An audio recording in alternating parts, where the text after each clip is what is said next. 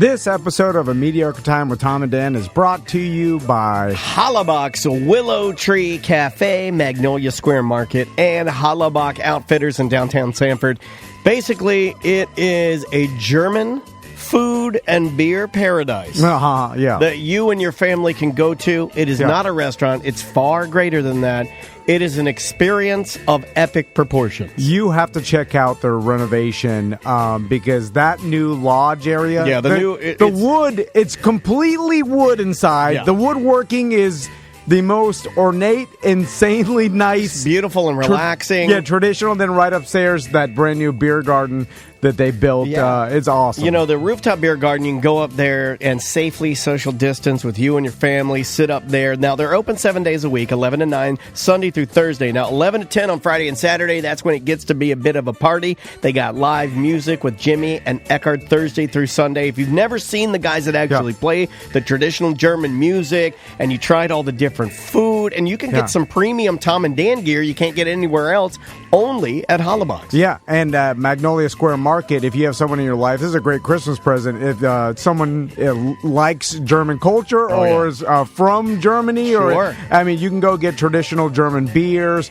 They got sausages, they got a deli there. Yeah, you can pick up the sausages there. Now, and then if you buy anything, you can get a free Tom and Dan BDM red pint glass. Yes, sir. And just tell them I forgot about the pint glasses. Yeah, they're still available. You can get a pint glass, and then we have the wiener pens. Yeah. And if you eat at Hollaback, just request, ask your waiter or Chef Pat. Request. Chef actually told us to ask for Chef Pat. Yeah, he's a BDM. He likes to personally deliver the wiener pen, and then you get to tell him how good his wieners are. Yeah. You compliment the chef. You do the dad joke and have fun. Yeah. But you can get a free wiener pen, a free. And if you don't know what that is, just go on the BDM pages. Me and Daniel's German sausages. We have Lederhosen on, and we're partying. It's Pabon made harmless. It's awesome. Your kids will love it. Yeah. It's a family restaurant, though, and whether you want to just run in, get some sausages, some deli meats, cheeses, and snacks from the little Outfitters deal, you can do that. Or have a traditional German meal at Hollaback. You can go as big or as small as you want to because it's hollabachs.com. That's HOLLERBACHS.com. And they are the official, I guess, German fun food and beer experience partner of Tom and Dan. Live from the Streamline Mortgage Solutions studio, it's Orlando's own Tom and Dan.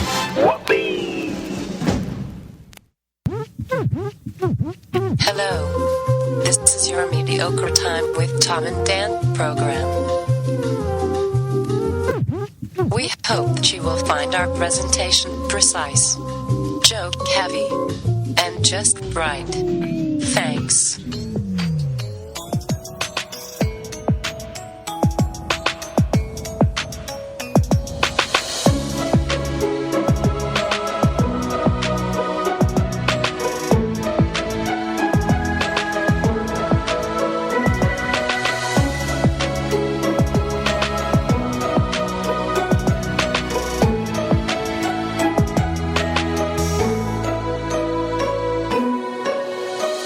Welcome to the Friday free show of A Mediocre Time.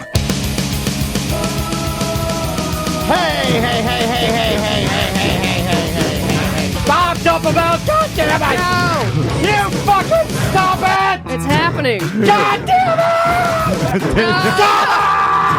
Stop it! You fucking stop it! Throw it in the river. Daniel's having a rough day. No, I'm not. But right before the show, he's like, I'm just like, oh God, this is what happens when you try to do something fucking good and it doesn't fucking. I'm not gonna do it. I'm just not gonna do it. I'm not gonna do it. I thought you fixed it because it was playing before we started. Oh God, you motherfucker! Hold on, I'm going back. I'm gonna do it again. What's happening? I'm gonna do it again. Stove. What's happening? I don't understand. No.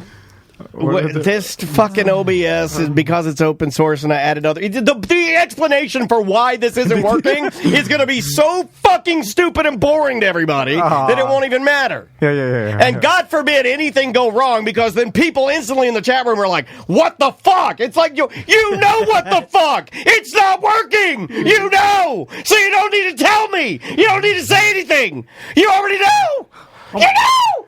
My God. We started hurts out my ears when someone yells in these today things. on a high note for the very first time in T&D media history. We all hands in and did a go team for episode 600. We did. You guys made me do it, and I feel like I like that we made a grown man do something.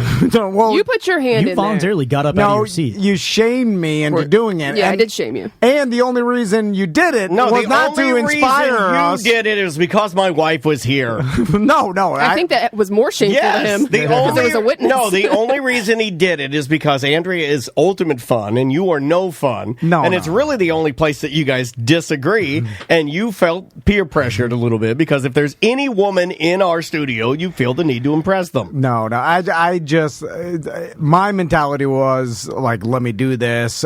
These people think I'm a miserable old man, and I need to. You did mandate that we all dress the same now, so we all have a new hoodie on. I've been wanting to mandate that. I've been wanting us to wear jumpsuits for years. I've been wanting us to you wear. Have to pay for it, Seth. I've been wanting us to wear full. Do I get like 10% off? I'll take it out of your check. I want a Heaven's Gate zip-up jumpsuit. Yeah, I'm in. Well, it's funny because I did wear the new Tom and Dan hoodie that's available. Our brand new merch is out on our merch page. We all have it on today. It looks really nice. Thanks to the Danger Brains for designing new. It's kind of a retro themed, like 70s, late 70s. 70s Tom and Dan, logos. But we have a new hoodie.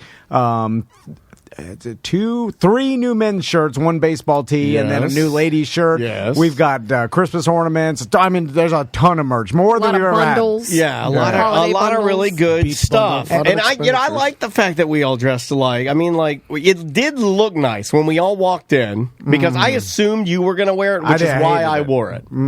Because I was like, well, he'll hate that, so I got to do that. And then Butler walked in. You were. I went to the DMV. Yeah. And then Butler walked in wearing it, and then he's like, you knew he would do that. Like, God damn it! He's trying to fuck with you, and he would have known that you did it too. Now, why would you assume that Sam wasn't going to wear it? No. I once Butler was wearing it, then Butler's like, I bet Sam and Daniel's wearing this too. We're all gonna look, and we're gonna match. And they got all excited. Then I got mad. Mm-hmm. Did he do his excited Did he do his matching dance? Like, Then I thought, you love it. I'm gonna take this off because I don't want to match everybody. Dump them out? Why? Why are you gonna take it off? Well, because I didn't want to do the whole matching thing. But we look awesome, don't we? I mean, the only person that looks stupid is Seth. I thought you were my friend. No, you are my friend. I'm just saying. See, I told you. I tried. You didn't even wish him a happy birthday on his birthday, Yes, and I knew you didn't. And the only reason I made sure to text Seth, number one, is because I do care about him, but number two is so I can say in your face. No, he actually did at the end, after we were talking about other things, he wrote, oh, by the way. No, that means I saw Daniel do it, and I felt bad. No, come on. I saw a bunch of... You saw a munch? I saw a bunch of Facebook posts. That's how I remember it's anybody's birthday. Are we all going to fight today? Fight Friday. It's not Fight Friday. It's not Fight Fridays. I apologize for my mistakes at the beginning. I will try to turn it around as we ease ourselves into this big Friday, the 600th show. Oh, yeah. Of a mediocre time with Tom and Dan. 600 shows. Now, we've done thousands of shows, but the Friday Free Show, the one that convinced us and our wives and everybody.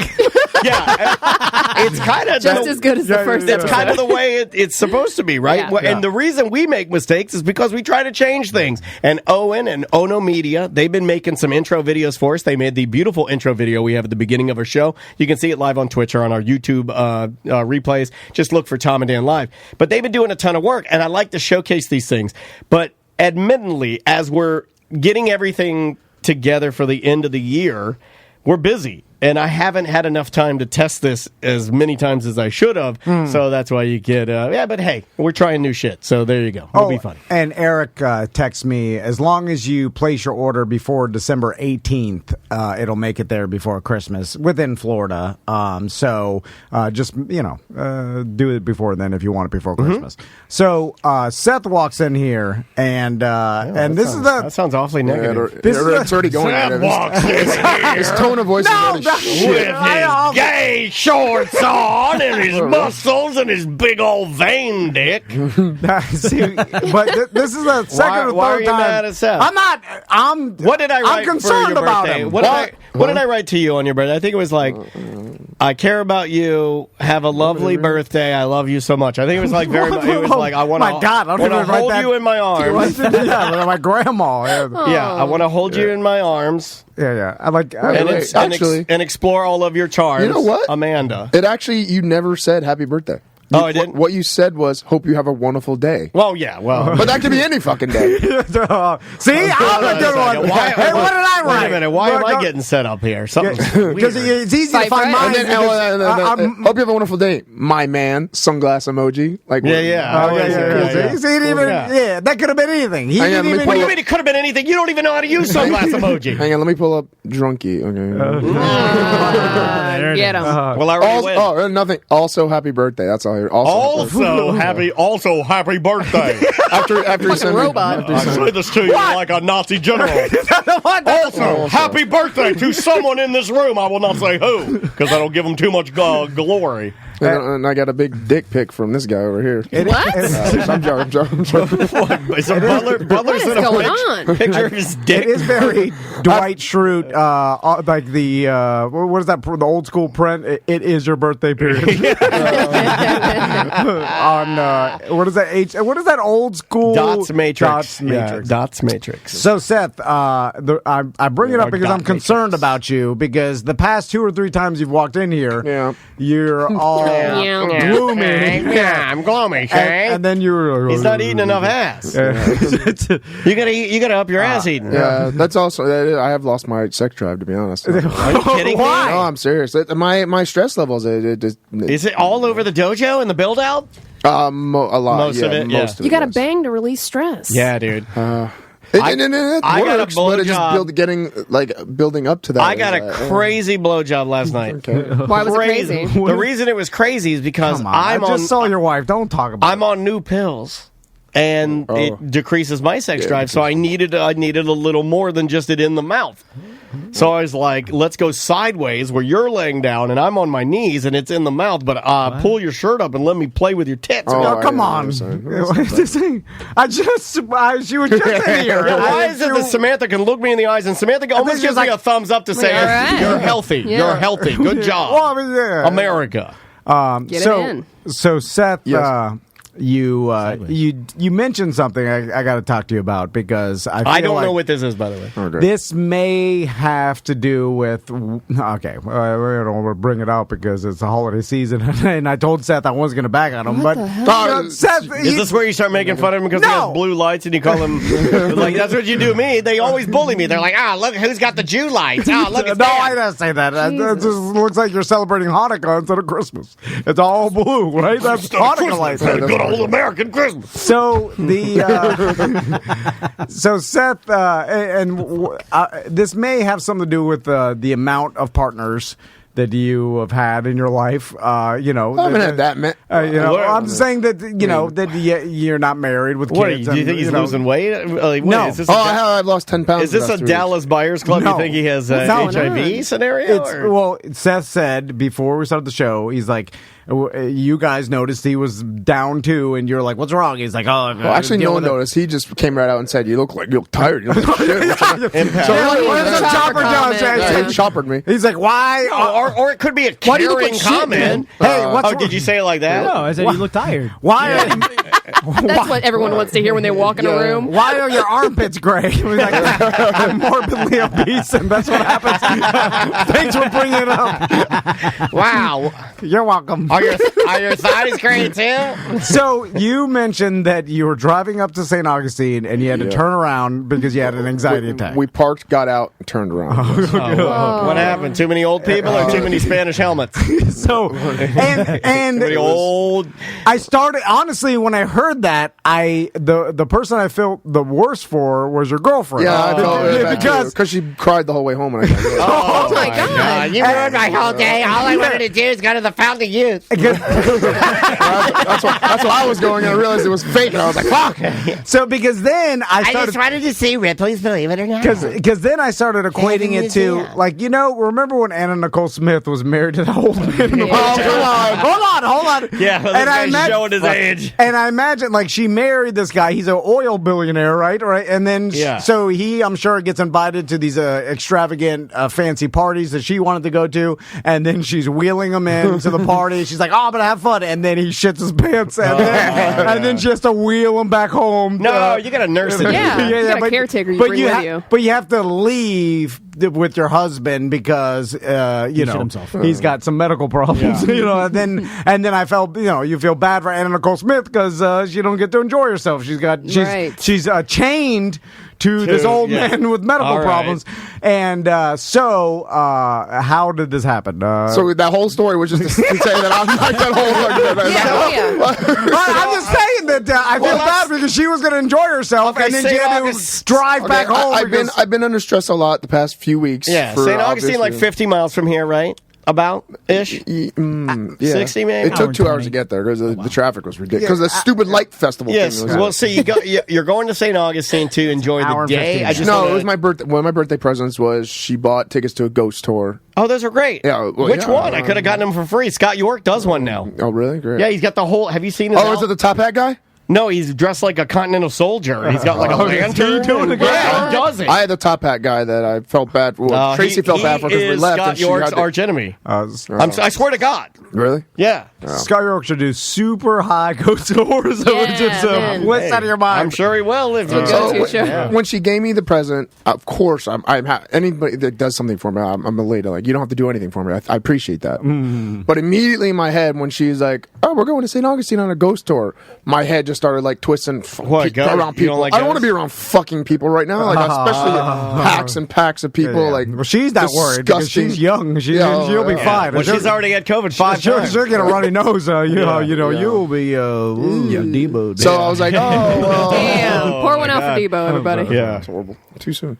So immediately I was like, I asked her, Mike, is it one of the ones where we go? Because I know the ghost tours I went to, we went inside the jail. One of the ones inside in a bubble. I was like, are we inside? Well, I'm sure they're doing the safety ones now. They wear the mask and all that, right? Yeah, no, absolutely not. So anyway, most of the guys doing the tours are like, mask? What are these face coverings you're wearing? I'm going to stay in character so much, in fact, that I'm going to annoy you. Are you how they say, one of those Asian ninjas that come on boats across? He was in character the whole time. Yeah, they love to do that. I should preempt this. On the way there, she also got me tickets, spent money for 2 tickets. To Spreader Fest, where you cough in each other's eyeballs. to the Kennedy Space Center in the morning. So then I was like, so she gave me both those tickets. I like that she gave you 2 old man gifts. Oh my God, you're right. She always wanted. This was because she wanted to see that. What is this? And in your stocking, I got you an Ace Hardware gift card. Is it really tie organizer? Ooh, you could get some pellets for your Traeger grill. She always wanted to be heated backpack in the Space Center. It was more of her. She wanted to see it. That's why I felt bad because I got you Old Spice and some adult diapers. So in the morning we drove to the Kennedy Space Center. Saw that there was like an hour-long line just to park. I was like, oh, this is bad. What is going on? What is going on? Like, they letting all these people in. I thought you told me that they were just regulating the people. You're yelling at her for about a I wasn't yelling. I was just like concerned. What's happening? I was concerned. Why there are other people there? And she goes, I don't know. The whole Space Center. She goes, I don't know. I never been there. I guess I should have done my research. So I felt bad saying that to her. You're an idiot. And then so we again, I'm sure it's because they're doing limited amount of people. No, we got in line. Literally, it took an hour. We had tickets already. It took an hour just to get through the line of all these fucking asshole people cutting in front of me, like bumping like close to me. I'm like getting like I have my hands clenched the whole time. Like I want to punch everybody in the face. Like I'm really. This sounds great. I'm really annoyed. This sounds like better than the beginning of this show. Yeah. I was very not good. My anxiety was here. Like, my pissed off level was here. So we finally walk in. 50%, 60% of the attraction things are closed, and there's nothing to do there. Has you guys been there? I've never been. I've never been. There's like 4 attractions. I was going to make sure they weren't a sponsor. No, I don't think they are. There's like 4 attractions. 2 of them are closed, and the only 2 that are open, there another hour-long line to go inside a building and walk around with all these fucking people. I'm like, I'm not going in there, Tracy. I'm sorry. I'm not going inside with all these people. She's like, okay, you want to just leave? Yeah, let's go. So we walked in 5 minutes, looked at a fucking rocket ship in front of us that was out on display, saw the lines. I was like, yeah, let's go. She's like, I didn't know it was going to be like this. I'm like, it's okay. It's not a big deal. I feel bad and I felt horrible, obviously. So I can't do nothing. My boyfriend is going everywhere. So she spent taking I'll suck it up for the ghost tour. I promise I won't ruin that. By the way, if you'll remember to make you feel better, can I help you make you feel better? Yeah, go remember, sure, I ruined Andrea and Maisie's Halloween by having an anxiety attack and puking the entire time. So let's just let that be known. You're in good company here, sir. You know, this side of the room are crazy people. You know how they say like the money's wasted on the old, or like the rich are old, so it's wasted because they can't do anything anymore. Yeah. I feel like Seth dating a 22-year-old is wasted on Seth because I don't go anywhere. Like, if she wanted like a bar, whatever the hell, if dancing, she wanted what's that bar? What is that? Yeah, I don't know. I would literally like, you want me no ugly. I'm like, whatever. I'm on the Mako swing. I'm doing it all. I'm 99. If someone like Seth's girlfriend would ask me to, it doesn't matter at that point. Like I'm not gonna let some COVID stop me from 22-year-old. That's how creepy. In fact, even right now, you know what I'm saying. Come on. I do know what you're saying. I'm on board. I mean, I was about to say I would leave my wife for 22-year-old pussy. Well, that's what I meant. Yeah. I mean, I think every guy thinks that. They're like, man, in a parallel universe, I've got the balls to tell my wife, fuck you, I'm out. If we're standing in a line, it's going to stop me. Are you crazy? Line, people are I'd eat her ass in the line. No social distancing. It was awful. So we left there. She was really upset, of course, and I felt fucking horrible. I'll make it up for you at the ghost tour. I promise I won't ruin it. Was it the ticket have a date on it, or did you have to go that day?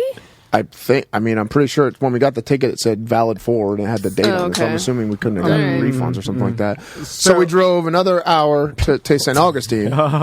From Cape Canaveral. Wow. No, it's a whole trek of misery. Were you in the car? Yeah, I always drive 99.9% of the time. So she drove this time because she wanted to be, have me just enjoy it. In the Hellcat. In the Hellcat? Yeah. No, we drove her a car. Is it what a small car, big car? Low car? She actually is selling it. She has a Ford something? I don't know. It's a little car. It's a car that I don't want to drive. Okay. A Ford Fiesta. Yeah. But she has a Dodge Ram Charger getting redone that she's going to drive. So that's cool. hers too. Yeah. Very cool. Are you gonna paint it some? I told her red with white cum stains. It's white. It's the opposite. Yeah, it's pearl white with red interior, so it's the same as mine. I'm like, please get the blood all over it. Please get the blood. And she's like, no, I'm not doing it. What does one blood blob? Come on. What does she think about the car? She's like, her dad restores old muscle cars and stuff like that, so she was kind of into that look, I guess. I don't know about the blood look. She didn't mind it. Well, that's the whole. I gave her when I was doing. Besides from the blood, it's just a car. That's what I mean. It's all about the blood. All right. Anyway, so we're driving, and she's upset the whole time. Of course. Is it quiet? Are you listening to? No, we're. Are you listening to music? Low, what kind of music? What kind of music? I don't know, top 40 stuff. She would Taylor Swift. But then sometimes she puts on we both agree on early 2000s emo type music because I like it and she likes it. So we both listen. So you're both sitting in silence. The Black Parade is playing. Exactly. Listen to My Chemical Romance, and then we pull up to the Black Parade. When I was a scared boy, my girlfriend, she was a 20-something. She bought me ghost tour ticket. Oh, shit. It's a 4 And I got just like a grandpa. I got scared in my tampon car, and I would not go inside. I'm going to write the whole song. Do it, please. So, now, is she disappointed that you didn't go inside the Kennedy Space? And then, we'll make it up with this? She's the sweetest girl. She puts on a great... Unless she was faking it to me that she was disappointed, because she didn't like the crowd either that much, she says. Unless she's really being nice and making me feel good about it, then she was kind of on the same page as me, that she didn't feel comfortable with all these people and how packed it was. And So then, how did you actually get to the girls' store parking lot? So we got So we pull up to we went to her aunt's for a couple hours. Her grandmother's for a couple hours. Visited her. Then we went to St. Augustine. Let's go to what does her grandmother and then go visit grandma. What does her grandmother think of you? Because we were staying there. We were staying there for the night. This is an old man birthday. I'm sorry. Hey, we got coughed on. You want to go visit your grandma? Hey, we just stood in line for 2 hours. Let's go right before the ghost store. Stop by grandma's, cough 3 times, and then we're out. Well, I mentioned that, but I wasn't worried about her. I was worried about me. I was like, is your grandma being careful? There it is. Fucking asshole. There's the honest answer. Because I know I'm being careful. I'm not worried about her because I know what the fuck I do. Besides coming here with you fucking disgusting What's your people. grandma doing? This is a goddamn COVID nightmare. Yeah, I know. Did you hear that COVID And I in had his throat? That was COVID. And my anxiety has been so high. Like, I was contemplating calling you and being like, you know what, I don't want to come in today because I'm that scared. Well, I just don't trust this guy next to me. No. Sitting next to COVID baloney. I know. So, but yeah, I was worried. I was like, does she wear a mask when she goes in the store? I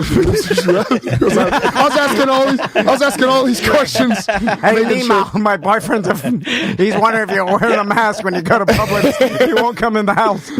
And I was like, and I go, do you mind if when she goes to gives me a hug, I just stick on my elbow? You want to do an elbow with Nemo? Yeah, come on. I don't want to hug her. Just see how grandmas, they go for their kiss all the time. And I'm like, I'm not going to do that. I'm like, There's no moisture there. You're fine. She grew up in the Great Depression. She's hard as fuck. Yeah, you know, so like, what we're doing is that's why most of the old people, they're like, what the fuck? This is bullshit. My God, that's funny. So then, so what you happened? visited Graham. This is making me relive it and making me really depressed. So we visited grandma. Sorry, it's okay. And then we left for St. Augustine. I totally forgot about the light festival thing that's going on there, and obviously she didn't know about that either. So we get there, and about 45 minutes away from parking, we hit I'm talking 5 miles an hour traffic. So it took us an additional hour and a half just to get into St. Augustine.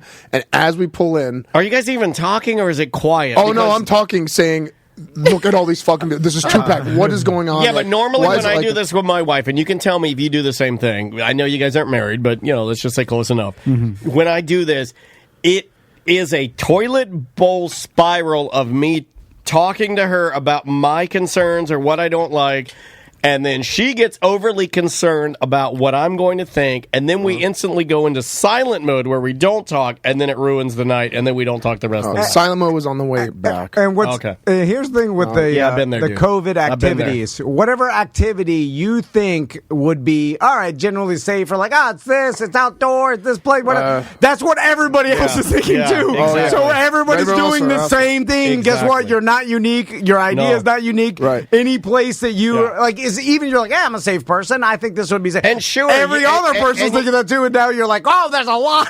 And you know what? You are a snowflake. 10,000 people here. You are a snowflake, but you're not unique. You're exactly the same as every other snowflake. Mm-hmm. That's what I've learned. Snowflakes are exactly the same. You should go the places that are obviously dangerous for COVID. That's where no one's at. Yes. So as we pull in, gun range, people, it looked like Mardi Gras party, fucking crazy. I'm talking people bumping into the car because we're going so slow. People are so they're walking through the streets. They're walking through the streets, bumping into our car. Well, I lived there. I start sweating immediately. So I'm like, oh no. I'm like, she's, do you want to just go? Do you want to just go? I'm like, no. I'm like, you came. I feel really bad. Let's just park. And get out. By the way, when they ask that, be honest.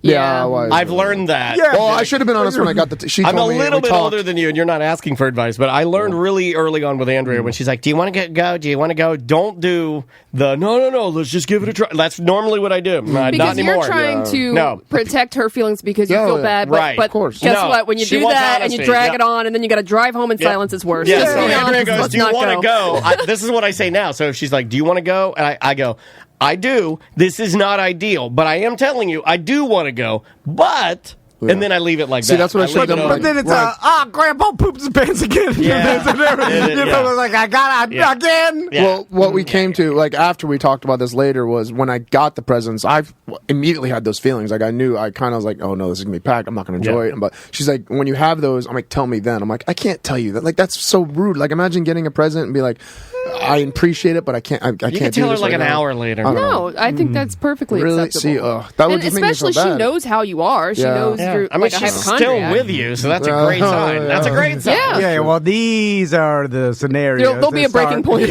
So These are And the we all things do. I mean, you and I were talking about our wives' breaking points yesterday. I mean, both of we have not been. Yeah, you and I have been on a bad. Well, I guess apparently all three of us been on a bad run. How about you? You doing all right?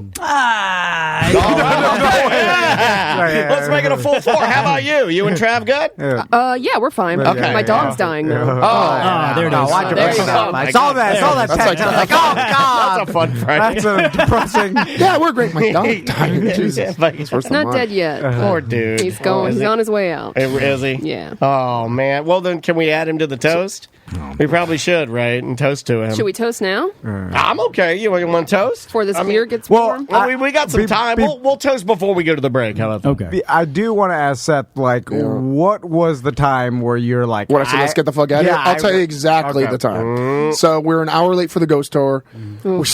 I met up with this freak guy at the sorry at the fort, but like I'm talking people like around me, and I'm like I'm leaving her. I feel bad. I'm leaving her not behind, but I'm like.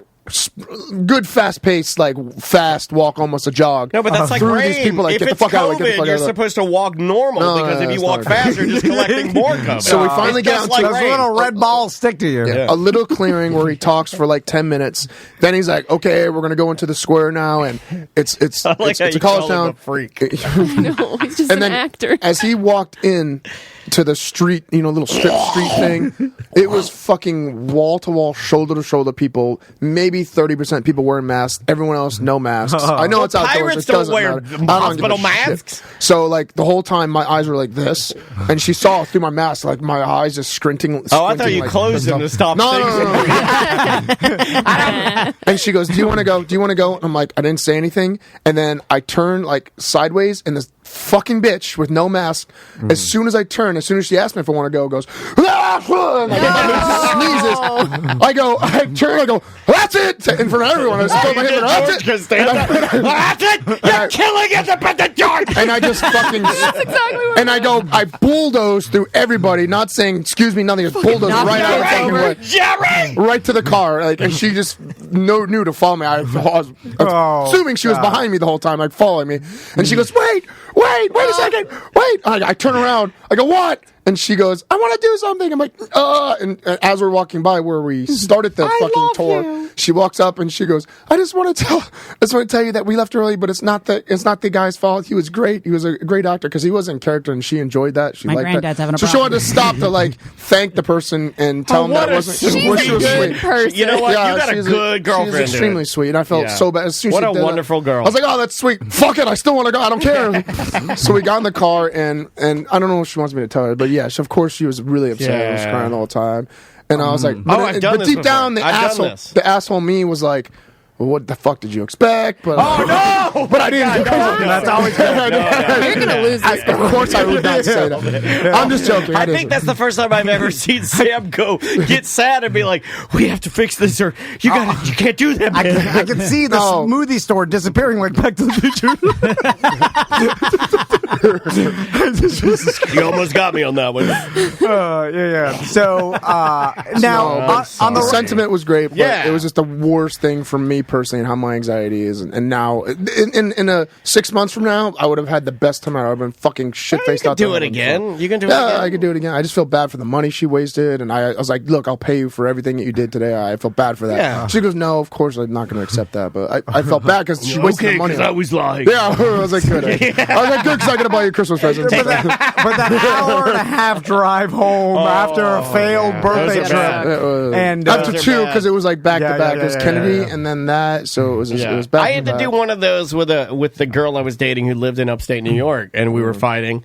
And we started out the day horribly fighting at the beginning of our 24-hour drive. And so I just drove home and dead silence. And it Oh, was God. dead silent 24 hours. But she's listening right now, and I want to tell her that I appreciate everything she does, and I love her very much. So that's Man, that, Oh, yeah, I feel yeah, bad. yeah. You have a I mean, you have a I wonderful feel- girlfriend who did amazing stuff for you, and you I feel the worse for her. I mean, just because she wants to live her life. It's carrying over. Like I told, like Christmas, we're supposed to be. I'm supposed to be cornering a fighter this weekend. I backed out of that. I'm supposed to be going to my Hall of Fame next weekend, black tie event. I called out of that. Oh no, not the Hall of Fame! Oh, I called out everything because I'm freaking. Because I don't want to be around people. I'm that freaked out, and I don't want to be. The Hall of Fame is in a. And you have not had COVID, right? You have not had it. I've not had it. No, not had it. But do you guys? Her look family down? Christmas backed out of that. Do you guys? I do. I get it. I do imagine that the Florida MMA Hall of Fame. That is a super spreader event I've ever heard of. My God. Yeah. There's certain events. Have you come to like? You might as well call Popular it Science Gala. Like you might as well call it Meathead Coughing Palooza. Right? I mean, hey, welcome to Meathead Coughing Palooza. Maybe you could luck out that everybody already had COVID back in June, and then you're fine now. And to pawn it off so I don't look like a scaredy cat pussy, I tell people like, oh, we have to. You're laughing at your own lies. I feel bad. You want to look at who? Because I say that we take care of Tracy's elderly 85-year-old grandpa. We're around him all the time, so we can't be around anybody. Oh my God! He's lying about it. He's blaming it on Grandma. No, Grandpa. Oh, Grandpa. Take it out of my own Pa. It's Pa. Yeah, Grandpa. But we are. He is. It's legit. We once every 6 months we see him. So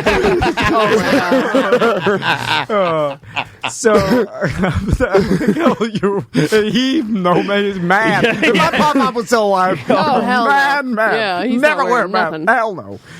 Anyway, getting dialysis, no man. I mean, I and it's not. They force him to be mad eyes, and it is a fear. Of course, I am scared because I'm a hypochondriac. Normally, I get it. It's the additional stress that I'm having in my life that's carrying over. It just makes everything worse. Yeah. And so I always wonder, like, this is a question for Daniel too. The anxiety attack. What's odd to me is because I've experienced them before, and when I first experienced them, I thought that it was like a heart attack or I was dying. Yeah, it feels like. You've been telling us tales the past couple days about how you always have this feeling that you're dying. You noticed that, right? Yeah. Well, you got too high, you thought you were dying. Yeah. You have a panic attack. Well, I like to get too high and have an anxiety attack. You get a bad migraine, you think you're dying. Because I understand what that is. But when I have a real anxiety attack, it's terrifying, man. Last time I was here 2 weeks ago, I didn't tell you when I left early. I did have to go meet a guy, but I was like the whole time I was doing the last news segment. I think I was fucking sweating and I was like I was freaking the fuck out. But I didn't say anything. Here's my question for you guys about the anxiety attack. So when I've experienced them, at first I thought it was something else, and that's what I was worried about. But then when I realized, okay, this feeling and this is what happens during an anxiety attack. Then every time I have ever felt it after that, which is rare, not as much as you guys, but I'm like, oh, that's anxiety. I'll just let it filter through or do what it has to do or whatever. My body's just responding to some chemical or whatever. And then I just, once I would label it anxiety attack, I felt like I was able to ignore it. But when you guys are experiencing anxiety attacks, do you still think you're dying or do you know it's anxiety attack? No, you know mine's it's anxiety. Mine's physical. My anxiety's fine. It's not fine. I get stressed.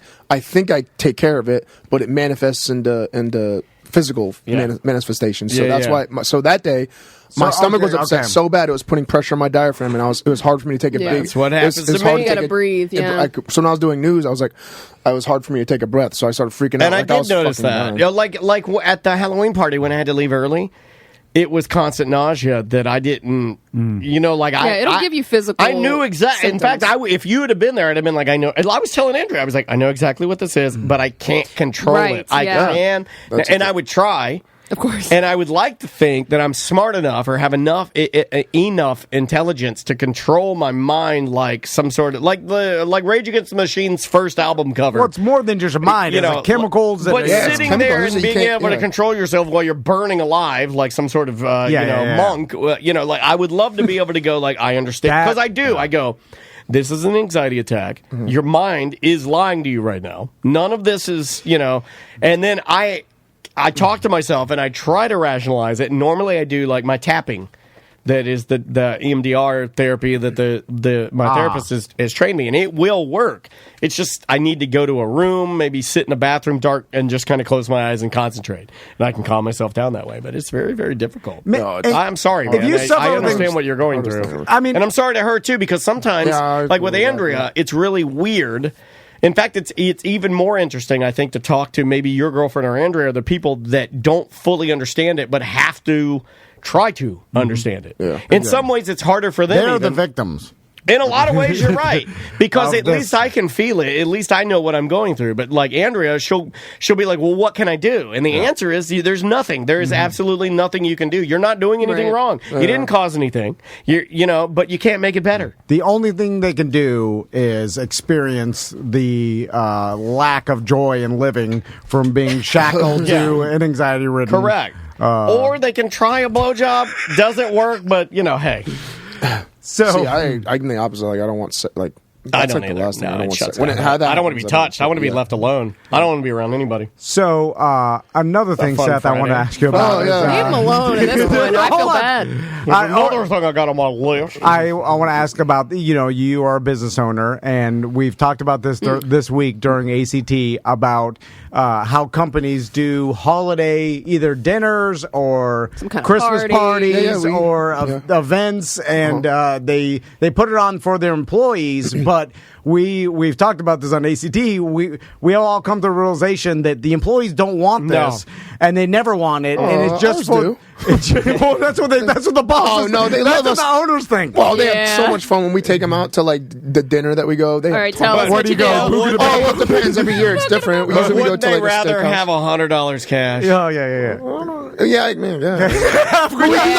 No, we do that. Sometimes we do a little bonus. Yeah. Thanks to Trump's tax cuts these past few years. Not kidding. So I'm not kidding about that. He gave us tax cuts, and I redistributed to my employees. So yes, that did happen. Yeah. And anyway, every year we do that, or we go, if it's a good year, we do both. We do a little bit of extra, and we go to dinner. That's great. We have a big, nice, fun dinner just for the managers. Well, let's talk about the dinner, because we've done this at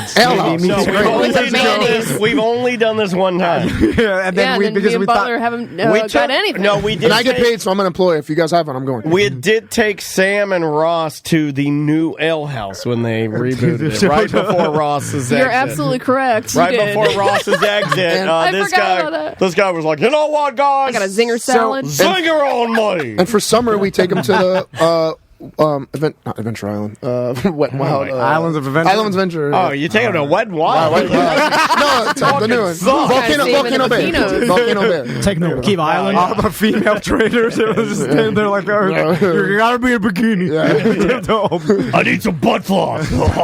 So the reason why we talk about this is I've seen this before, and maybe the jungle's different, but what I've seen is the owners of it really can go all the way up to corporations down to medium-sized businesses, but it's usually, and I've been to these in my wife's prior jobs where I show up and they're doing a company Christmas dinner, and then I look around and even me, my wife I'm like, nobody wants to be here, and then the boss or the manager gets up and gives a speech and everybody's miserable. They're like, well, that's like a stuffy corporate one. They used to throw us ours at Walgreens during our work hours. So when you had your lunch, they gave you this gross-ass buffet. That's bullshit.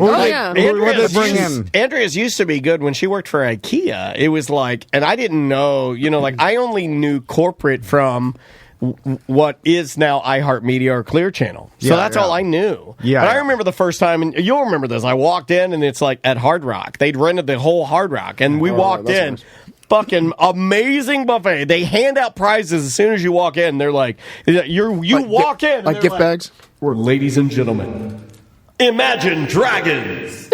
Whoa, whoa, no. whoa, IKEA? whoa. They've got no, it wasn't. It was what's it called? Who were the other guys that Hoobastank? No, Kings of Leon. I would have loved Hoobastank. No, they had all the hits. Nickelback. And they were a pop band, but a rock band. Maroon 5. Fun? No, Muse? but you're hitting all around it. But imagine like that. Imagine Dragons. They'd rented a band. They had the full buffet. They gave out That the sounds prizes. awesome. Oh, it was amazing. They did it for 1 year, then they did budget cuts. Then everything was back to Clear Channel style. Yeah. It was like, 2 drink tickets, shitty Italian buffet. Well, what is that? Plastic plants. Pigs in a blanket. I was going to bring up Clear Channel because every year they do some sort of Christmas party, company Christmas party, and then the head boss would write these threatening emails, like basically threatening your job if you didn't go. Oh my God! Because she's like, I better see everybody at the company Christmas party, and then I was like, why do you care? And also nobody and it's like maybe some people did want to go there and then had fun, but it was always like they do some trade with fucking the old Paris Hilton Club, and then they bring in Porky's Barbecue, which is great. Paris, and then or it would be at like Post Time Lounge, and then they'd bring in like, we got Del Taco. But and then they give you some like terrible. Back in the there's some Clear Channel Fucking beach towel or something. Or I remember the bottle of Mums. And everybody got a bottle of Mums champagne. and then we'd go there, and I'm like, I don't even want to see these people when I work. Right. I don't want to see them out after hours. 100%. And then this is horrible, this is stupid. And then you've basically threatened me to go here, so I have to just show my face. Remember the one? This is a hunk of shit. Why do they do this? Just give me $25 extra in my check, and you could have saved all this. Was this before your time, or do you remember when they would do the ones up the street at that Radisson or that hotel that was on the left on Douglas? Yeah. Here There in was town. some I didn't. And we would pull in there, and when you would go inside, it was the old Bonkers comedy room. So like Jersey, who like I think still works with the Improv, would be there like packing his gear in, and he'd be like, "I'll get it." He's like getting everything set up. I'd be like, what are we doing? And, it was a garbage of a room. Where you took your employees last year for dinner? 1 year, 2 years ago, I think it was Ale. It was Ale House. It's just it's the easiest because it's it's also the cheapest. I like it's the easiest. Like other restaurants are just as easy. Yeah. You order and they bring you your food. And you're like, the only difference is the quality. Last year was no dessert. You cannot get Captain Jack's buried treasure. I got the first email about a month ago. I love eating my. It is so good. I love eating my dinner while I stare at a giant marlin. Was it Crest was the last year. If you guys are if you guys are good employees, I'll give you some coins. You can go over there and play with the pool table. Well, I don't think we're doing. Oh, this year I feel this year that we're not going to do it, but. Everybody from that group that usually goes is going to corner our fighter this weekend in Tallahassee. They're renting a giant, but first time ever, they're renting a giant bus. They're all driving together.Ey're going to be like having so much fun. And I backed out because of it. But I know, like, if this wasn't happening, I would have. So you only throw a party for certain employees, not all of them? No, our managers. Oh, so the regular workers don't get a party? No. We invite them to like the dinner. Yeah, I guess. So they get the ale house. We invite them to clean up. Clean up our shit. But like the managers, we could bring to Crest and have like a nice dickheads. So we actually put out I say we as Samantha did it. But she asked the BDM page like, does your company give you any crappy Christmas parties or gifts or whatever? The incentives, the premiums this time of year. It's always you and I love it. It always holds like sort of a special place in our hearts. This shitty Christmas gift from the company. I'm a fan. I also like what Clear Channel used to do too, is that they would supposedly raffle off a gift to everybody, but it was all gifts that we got from sponsors and shit too. Are you kidding me? No, it wasn't even that. It was like Becca from accounting got a $20 gift certificate to Eyeglass Superstore. Yeah. Like, you got that for free, and you're giving it to her. You're giving everybody your garbage. And it always seems like whatever drama or whatever's going on at the time will follow you into the gifts, because I remember the year that I resigned, that year's Christmas party, I won a gift certificate to Black Bean's dad's restaurant. And it's like, no offense to him, lovely man, and no offense to that family. I wish him all the best. I'm just saying, you honestly think I'm going to fucking go there? Can we trade this out? Well, it would be the equivalent of like us giving all our friends and family Tom and Dan merch for Christmas presents. Like, it's cheesy. I wouldn't mind a hoodie. Well, I'm just saying, but like, it's a cheesy move. So, who do we got on line one? We got Kyle. Kyle, are you there? Yeah, hey, how's it going? Hey, what's going on, Kyle? So, Kyle, what has your company done for you for Christmas, or does your company do for you? So, ours were a little bit better than the corporate events. It was hosted at someone's house. Okay. And it was more employee-driven and a little bit looser of a setting. You know, I don't like the employee. Typically, it's the manager. Like, so for you and I, it would have been that main lady, and then you would all go to her mansion to have the party. I'm anti that. I'm way anti that. I did this with my wife one time. You're showing it. You're like, look how much money. I don't like it, man. But come look at my mansion. It happened when you and I were working with Orlando City.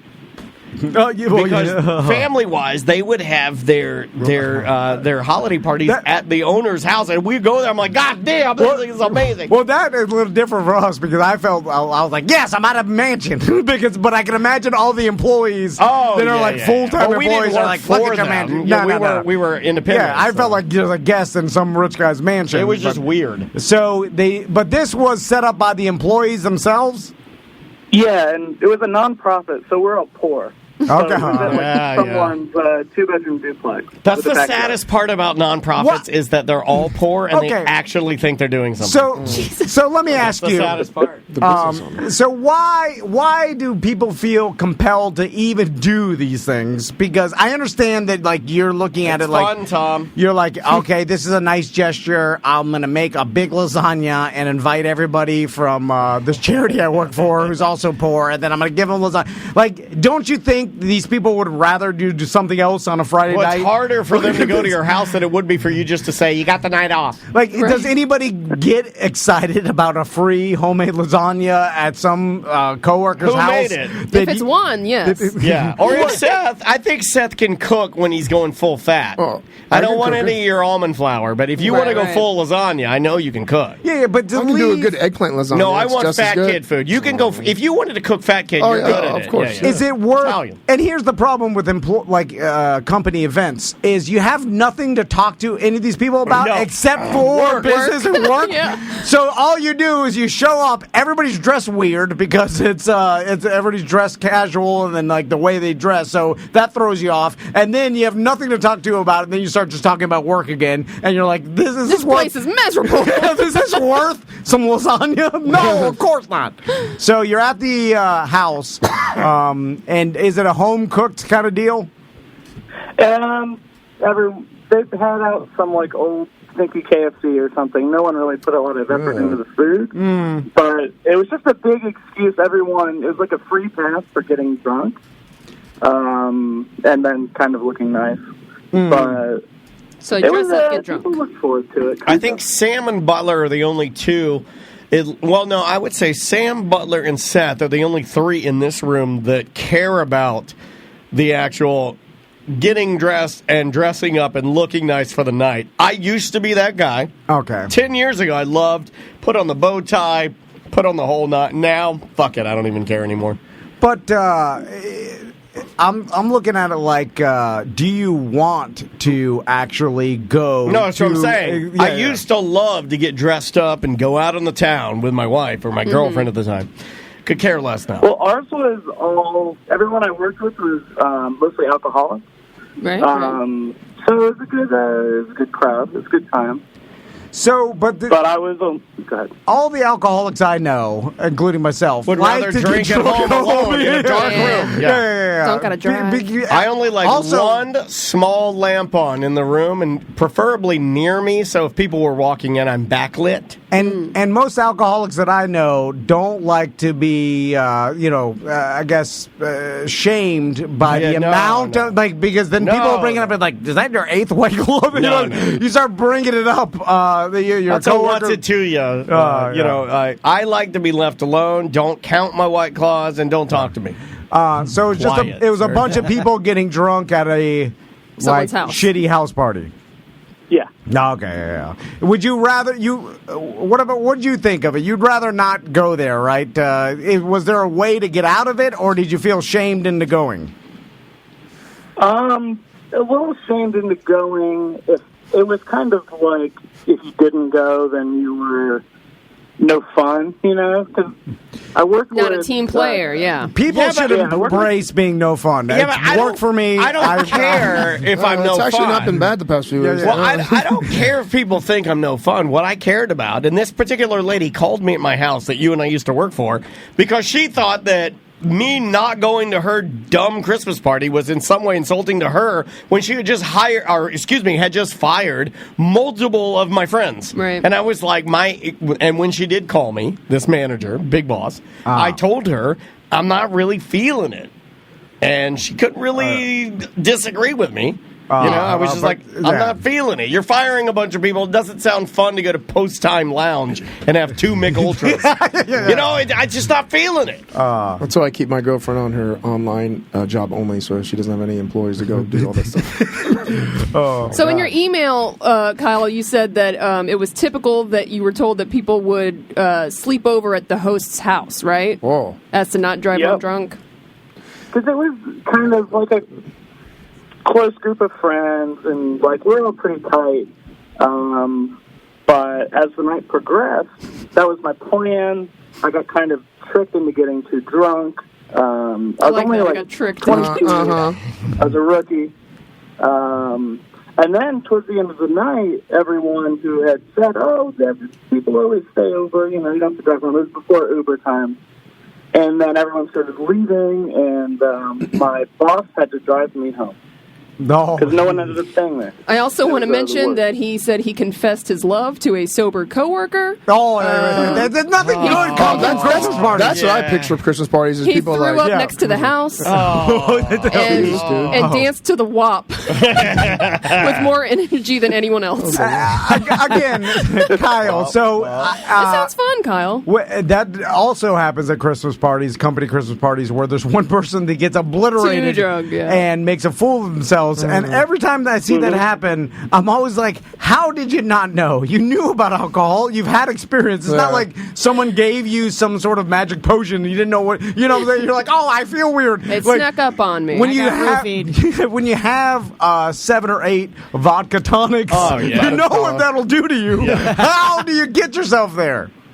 Well, so up until midnight, I had it locked in. I was at a cool 0.12, right where I wanted to be, and thinking that it would be over midnight or 1 o'clock. But then the big bosses showed up, and they're big partiers. And then it was, let's take a shot for this boss, and let's take a shot. And one of them brought some fancy liquor or something, and so that really got me. I was right where I needed to be, and then I got peer pressured into shots. There's always a boss that has the really good fancy liquor or bottle that's made from back in the 80s. Sometimes there's the flirty manager. I remember that I got in trouble with Drew Garabo. I don't know if he'd remember this, but Jenny Sue Rhodes was it would have been our Linda Bird of when I was working. Boss, my biggest boss when I was working for Drew. And they were playing Celine Dion, her whatever the Titanic song. My Heart Will Go On. My Heart Will Go On. And you know that move where and you jump into the person's arms. And I ran across the dance floor, I was hammered, and I think everybody was.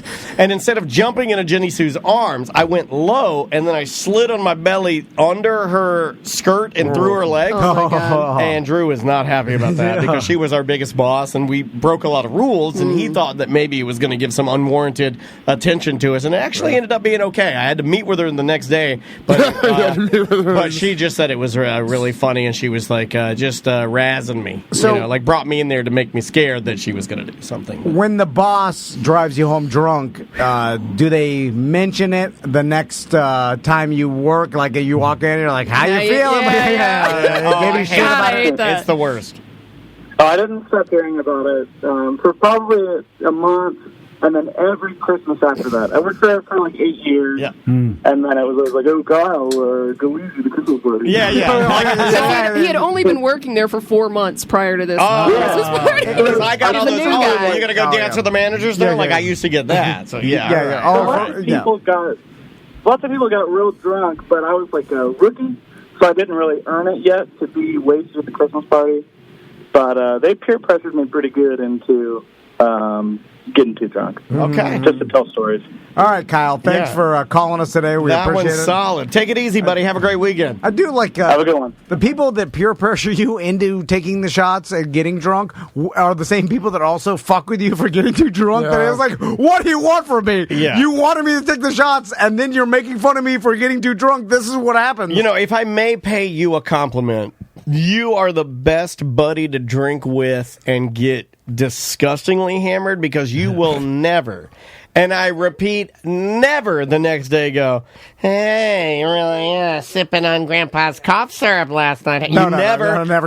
He won't act like the next day like an adult is the next day, and he will act as if he was never there, and he will never say shit about it. You will not. I'm wired to not make people feel bad. He's well, on the show. No, bullshit. You're just awkward, and you don't want to bring it up because you feel like it's awkward and it causes confrontation. That's why. It's not out of a good place. No, it's out of a fucked up place. Whatever. Listen. Butler, how's your seat? Get my popcorn. Get some gasoline. I'm going to go get some. If you walk around picking up trash because you're crazy and you think the demons left, whatever the reason, you're still picking up the trash. All I'm saying is I do this stuff, and it's no matter the betterment reason of society. No, context matters of what you do. So we got one more person on line one. We got Ed. All right. This is the one that had me laughing in the office. All right, Ed, holler at me. What did you do, and how was your, I guess, are we going worst company Christmas party experience? Yeah. Oh, yes. I work for a home improvement store, box store, pretty big. All right. So, Home Depot. No. Yes. Okay. Maybe. No. I mean, what? All right. It wasn't a great year for the company. It had started a downturn. We had a really high year last year. We lost a good manager, so we had a new store manager who wasn't, good at all. And so the company didn't earn as much as what they like to call fund. So we knew that this year was going to be a little rinky-dink. You guys had a fund. I love it. Yes, and code words for everything. Of course, we don't know what goes in or how much it is. That's all really hush-hush because they don't. Oh, Ed, did you ever have to do those meetings? I work for Home Depot. Did you ever have to do those like company spirit meetings where the manager and everybody and they talk about how they bleed orange and then they wanted to do a chant and I hate bang it. on the bucket. I hated every second about it. Oh man, bleed orange. Yep, and the propaganda in the break room on the TV 24/7. That was great. Chef's kiss. So, and the bar wasn't set incredibly high because the two before that had been at 3 Points Bowling Center.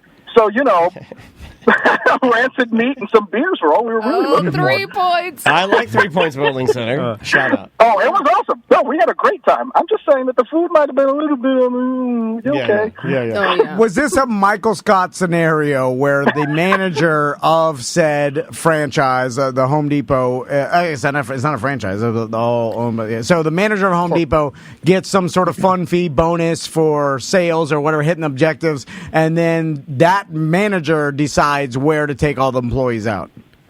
Yeah, it goes to the store, but it does seem like there might be some potential for skimming off the top because where we ended up was not exactly great. And the two parties at the 3 Points Bowling Center, we were actually the top three in the district, so they got quite a bit of money into the fund, but it didn't seem like a whole lot of it was, coming back to us.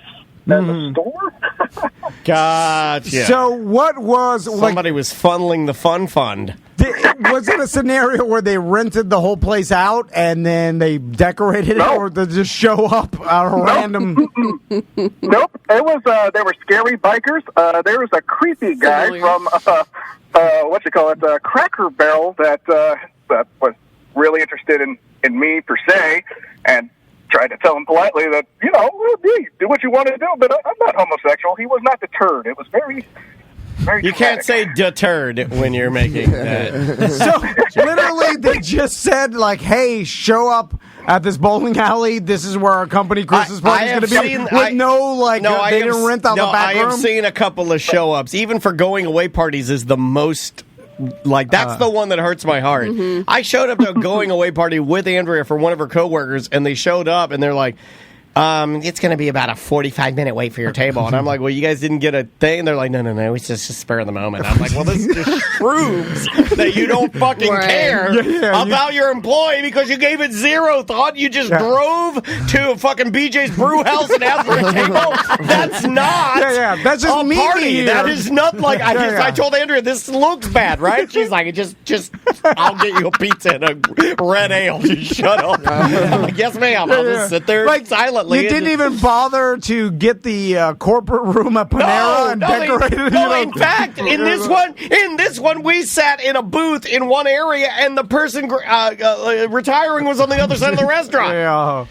So, did they? So they pay like the boss? Like, I'm paying for everybody one round. Like, how does that work? Well, no, actually, they got us at least a third of the lanes in shoes if you wanted to bowl, but that wasn't necessary. I mean, not everybody bowled, but, they did do that. My God. Yeah. So, I mean... Tell them about the food, Ed.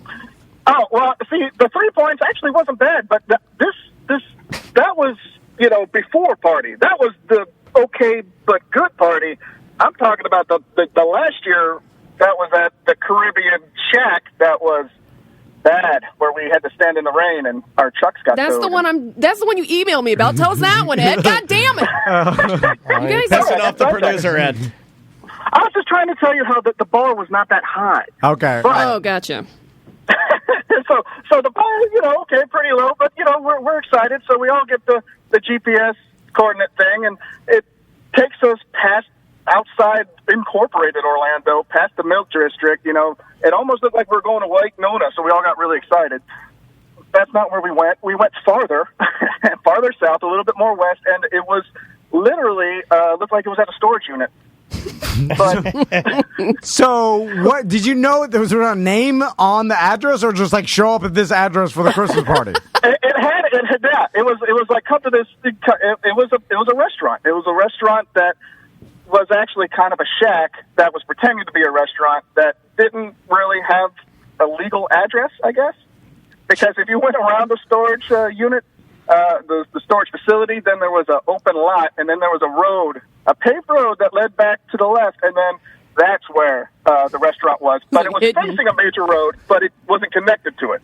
So it was like in a garage that was built off the side of a side street that wasn't actually incorporated for the actual area it was zoned. Correct. Yeah. How did a guy that, like, if you're a store manager of like a Home Depot or a Lowe's, you're making bank. I think you're making like $150,000 to $200,000, depending. Damn. I think so. Like, that's a big position. Like, maybe, a lot of but employees. if you're not gifted anything for your party. Like we have a small staff here, right? Imagine if you had this guy's job and were gifted nothing in your budget for these people, but still had to come up with something. But just don't do it. Just give them whatever. No, I understand, but we as society have set expectations for what needs to get done. But how does that guy not know that doing the company Christmas party at some shack and buttfuck nowhere is going to be good? You know what I'm saying? Like, maybe he does, and he's just getting off on it. Like he's doing it. He's doing it on purpose. Like, So fuck this. what? Interesting. There are those people. So I don't think the bad in people. Did the person rent out the whole restaurant, and was it decorated, or did you just show up? No, we showed up, and we rented out technically the patio section because we weren't allowed back inside after we got our food and when it started to rain.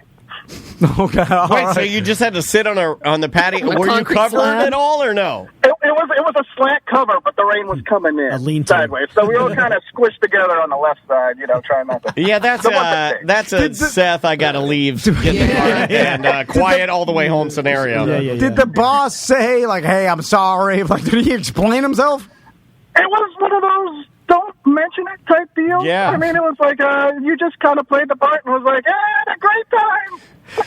When people that do this, are they older managers or there's a younger guy? Like maybe he just doesn't know he's ignorant. Yeah. How old is your manager? Because that's important. Actually, it was the woman, and she was very young. She had come from the corporate side. She had been in a store as a cashier, but then went the corporate side to kind of HR-like, and then didn't have much in-store experience. That's how the store kind of went from the top 3 to the last store in the district.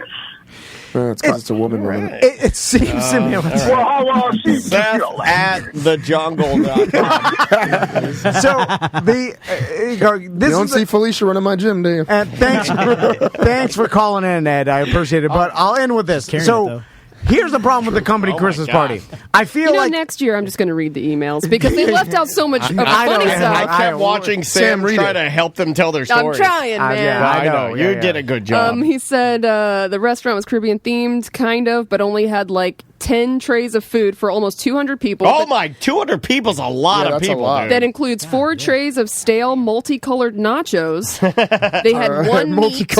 They had one meat, inedible shrimp with so much spice they could have been rotten. Then the rest of the trays were variations of pasta, one of which I am certain was elbow macaroni with ranch dressing, bacon bits, and diced onions. You should just read that. I think I would eat that. Macaroni salad? It's not going to help your body. And bacon, that sounds good. And then he says there was live, quote, entertainment from a 40-something low-energy nerd with a keyboard and a steel drum. I paid him $20 so he would stop playing his originals and come to the table to chat. He gave me a copy of a CD, and it was bad. Give me the CD I played on the show. To top it all off, they had only like 12 parking spots, and we parked in a field next door. We came out of the restaurant to being towed away. Oh, man. Jesus. See, they left out all the good stuff. I should have known that people are better writers than they are storytellers. During that last story, that guy was nervous laughing. I look over to the Twitch chat room, and old Concrete Mike's talking about, this guy's so boring, I got an ant bite on my cock I can talk about. He also... apparently got toad Concrete Mike also said he got banned from a Froggers for putting his testicle in a double shot glass. Concrete Mike's so bored. I've been there. He's like, this guy's so boring. I'm going to talk about the ant bites on my cock and the time I got banned from a Froggers. So the worst part about it is that I got to give one of those guys a prize. So you pick. You want me to just read the email to you and you pick? Give it to Concrete Mike. Give it for the nut shot glass. So it feels like most people just go to the Christmas party or the company Christmas party because they feel like if they don't, that the manager or boss or owner is going to be mad. So that's their only motivation to going to these things. You have to understand. Why? No, I'll tell you why. So think about it from this perspective. If you are a lower level manager, and let's say I'm the manager of you 4, I have a party, right? And my party sort of reflects my job, meaning the amount of people, the amount of the 4 that show up to my party is who likes reflects, you. Okay, am I well respected? It's all about liked? That's why yada yada. It's all about their ego, what they are. So if you don't show up, you reflect to other managers and inside the. You don't care about the company. It's like a cult. It's a closed circuit bullshit, right? So it reflects in company policy. If let's say Butler didn't show up, let's say you 3 did and Butler didn't. Well, he doesn't respect any, or Tom didn't and you 3 did. Well, Tom doesn't. Then it just you need everybody to show up because that's the only way it fake tells everybody that everything's fake but it's not okay. It's totally not okay. But I think it's good to have like that camaraderie to only if it's real. If it's real. But how do the owners and the managers don't know that? Hold on. Like I contend that majority of people, maybe not. I used to use the term dislike their job, but it's a job, right? It falls into like it's a job. job. I'll take it or leave it, whatever.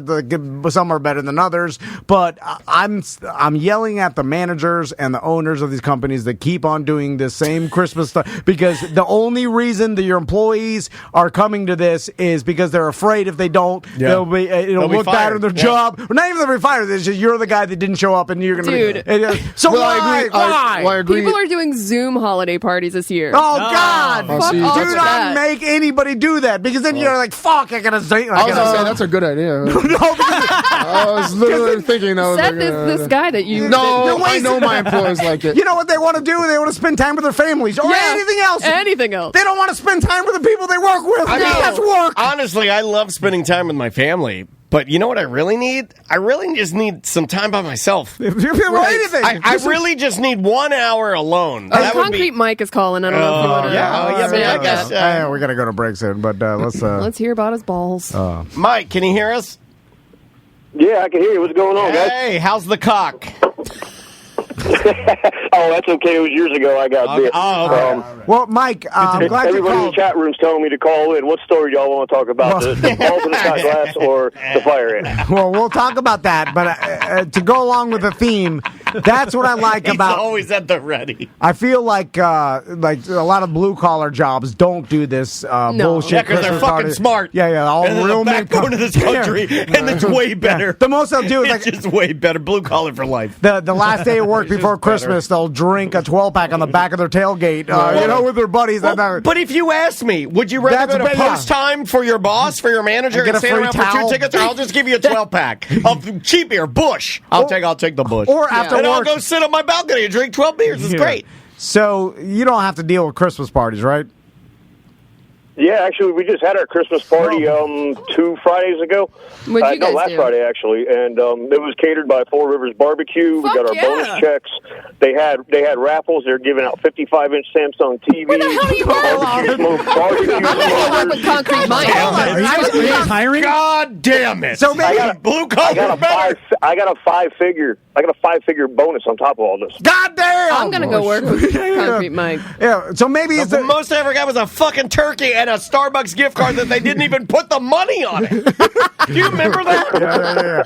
So maybe it's the corporate bullshit. It's the fucking Dunder Mifflins. No, but if you work for small, blue collar concrete company, they're banking. I just feel like you're like Four Rivers and money. Well, think about it. Goddamn, that sounds good. Remember when I worked for the independent radio station, Press Broadcasting was the original Real Radio. And their company parties and what they gave you were amazing. They gave me a pair of these headphones. That's $99. They gave me $100 cash. They gave me food, a turkey, a $50 Winn-Dixie gift card. I mean, they just packed it full of like really good. Well, this is 30 trash panda. 30 years ago. So 28 years ago. I mean, Concrete Mike, let's we'll go to break with your balls in a shot glass got banned from Frogger story. What do you got here? He's laughing. And then we'll take our toast. Go ahead, Mike. Yeah. How'd you get banned from Froggers? Balls away. How did I get banned from Froggers? Well, I mean, we're all in there. We used to hang out after work. Say again? No. Yeah, you hang out after work at Froggers.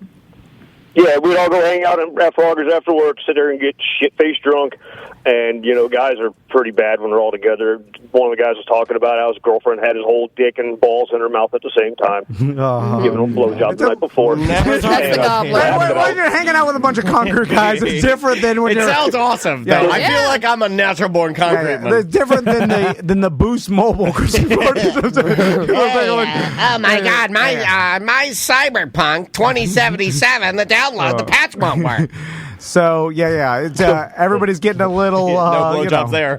Start telling everybody what you think about laughing, and I tell them there's no way that could happen with my girlfriend. Her mouth ain't big enough to fit my balls in. With the whole dick. And they're like, no way. And they're like, bullshit. I'm like, I told them, I said, look, I can put one of my nuts in this double shot glass and fill it up. And they're like, no, I'll take your whole bar tab on it. So I whipped it out, smushed it in there? The damn shot glass, and then one of the waitresses seen me. And I got kicked out instantly.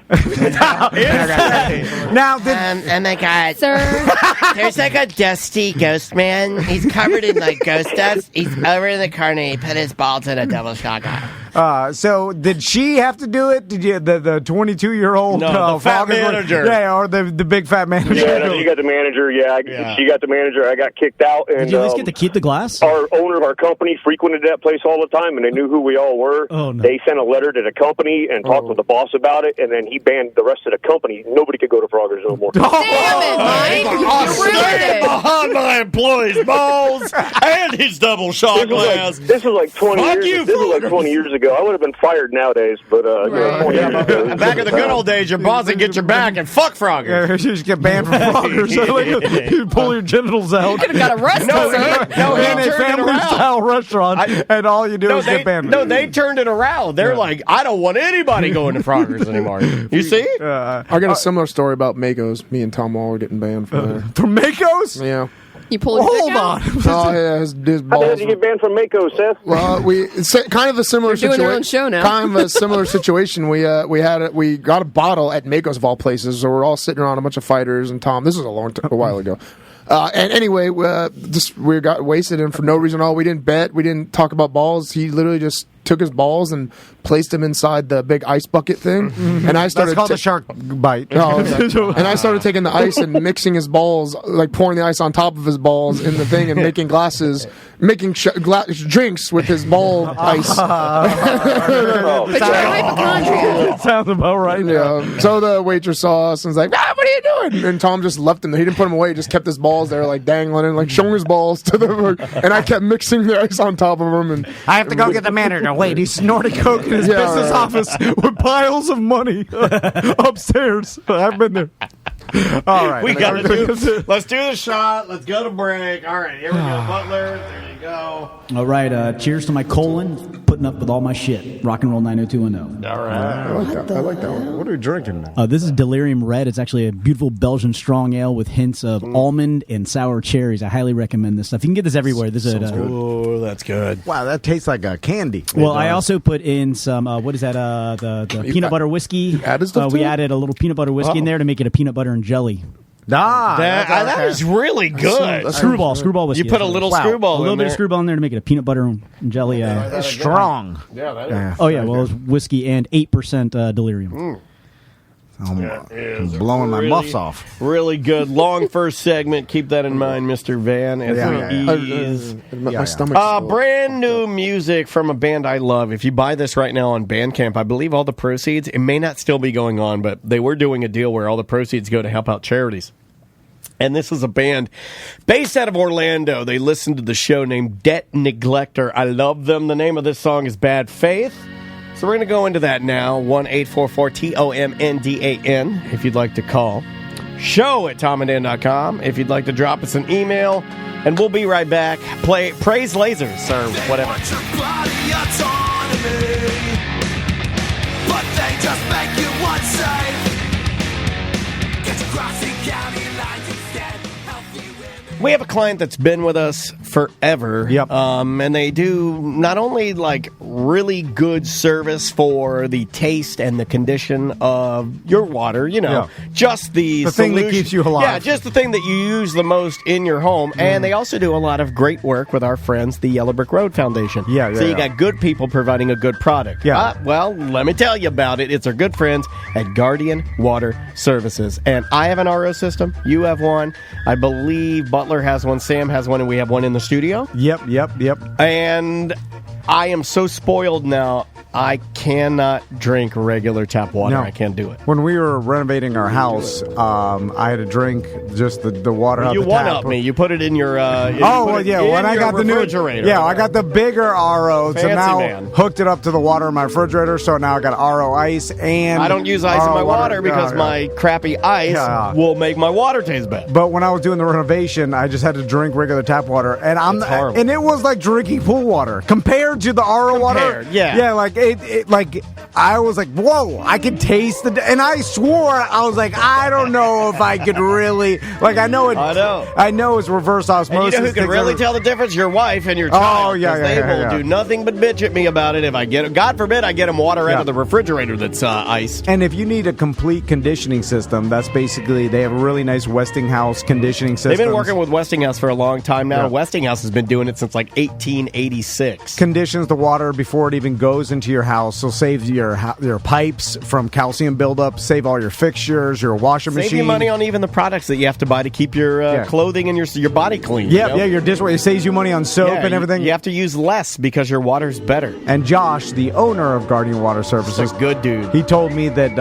they offer plans 6-month, no payments, no interest financing if you qualify, of course. But especially he makes it easy. Yeah, I know a ton of BDMs that live out in the sticks and they have well water and it just stinky, yucky, rotten eggs and yellow. You got poo-poo egg water, and I'm not drinking that. Yeah. Don't be mad if I come to your house to return your fog machine and I don't drink your water. You look at your toilet, you're like, why is your water stain your toilet yellow? Gross. So that happened to my pop-up. I can't, I have a weird thing where I can't go 1 or 2 in a stained toilet. Because I'm like, well, I'm not sitting on that.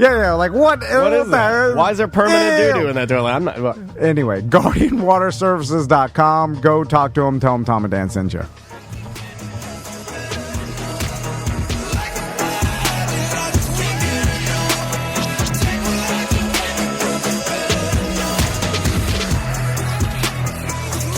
I kind of want you to freestyle over this. This is Smart Death. The name of the song, Waste My Time, featuring Billis. You're welcome back to A Mediocre Time with Tom and Dan. I'm Dan. I'm Tom. And Samantha and Butler and Seth all here. So we're going to do another BDM poker game December 17th. Yes. I think last time, when did we start at 7 or 8 last time? I think 7, right? Was it? I thought it was 8. I think around there. If you go to bdmpoker.com, it'll be up there and all the how to register and how to get in. But it's $10 buy-in. It's a little BDM tournament. Fun, man. Me and Daniel played last time. I won. You won. I didn't even do shit, but I had a great time, man. It was really fun. And the more players we get, the more money will be in the end pot. And then there's usually a cash game, BDM cash game if you get knocked out of the tournament. But anyway, you can look at it at bdmpoker.com and get all the details. So let's do some Seth news. All right. He has news, right? Mm-hmm.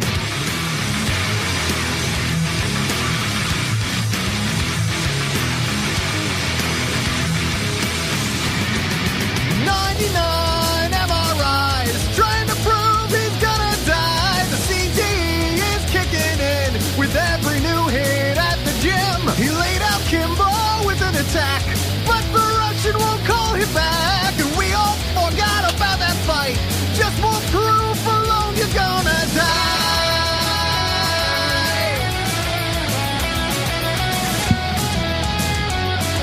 It's Seth Petrozelli with your Dude Bro News.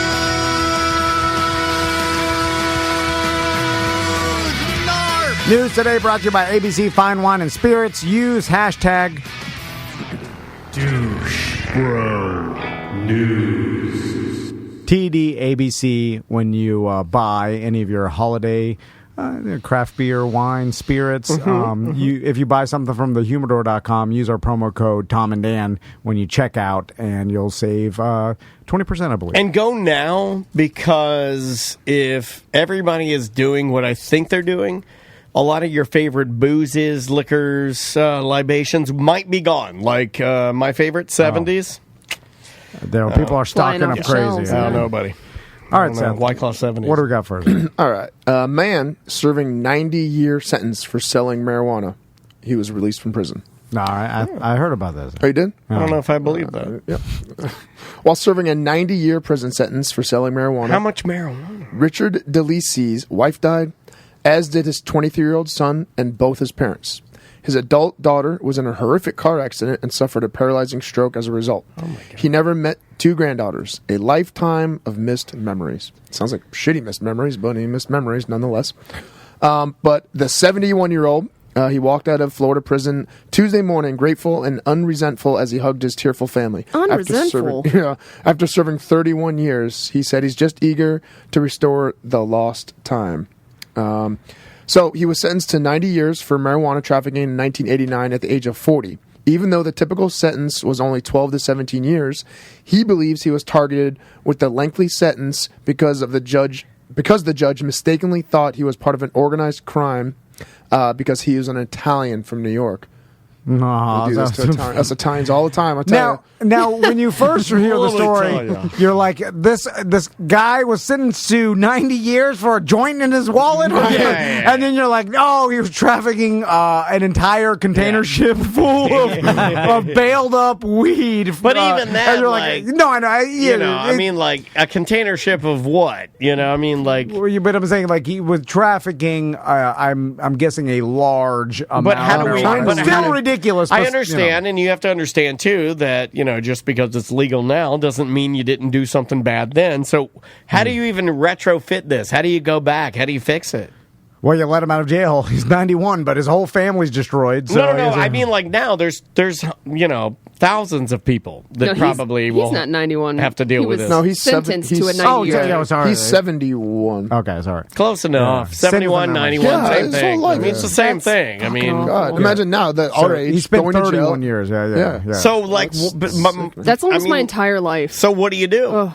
What, for him or for everybody else? Isn't that why we're talking about this story? Yeah, they're going case by case. It's a mess. Trulieve is actually spending money to try to get people out of prison that have minor marijuana charges. God, it makes me feel better. It's like when I spend some money there, I could quite possibly be helping somebody who, It does suck if you're sitting in jail for some minor marijuana charge. I have a friend that's in for 35 years. God damn. For marijuana. Now, some of it though is no, it was just what you're saying. It was massive. Oh, okay. Massive amounts of marijuana, and then that led to weapons. And then and these are people I know, but it is it wasn't like it wasn't like, oh no, I'm just selling weed.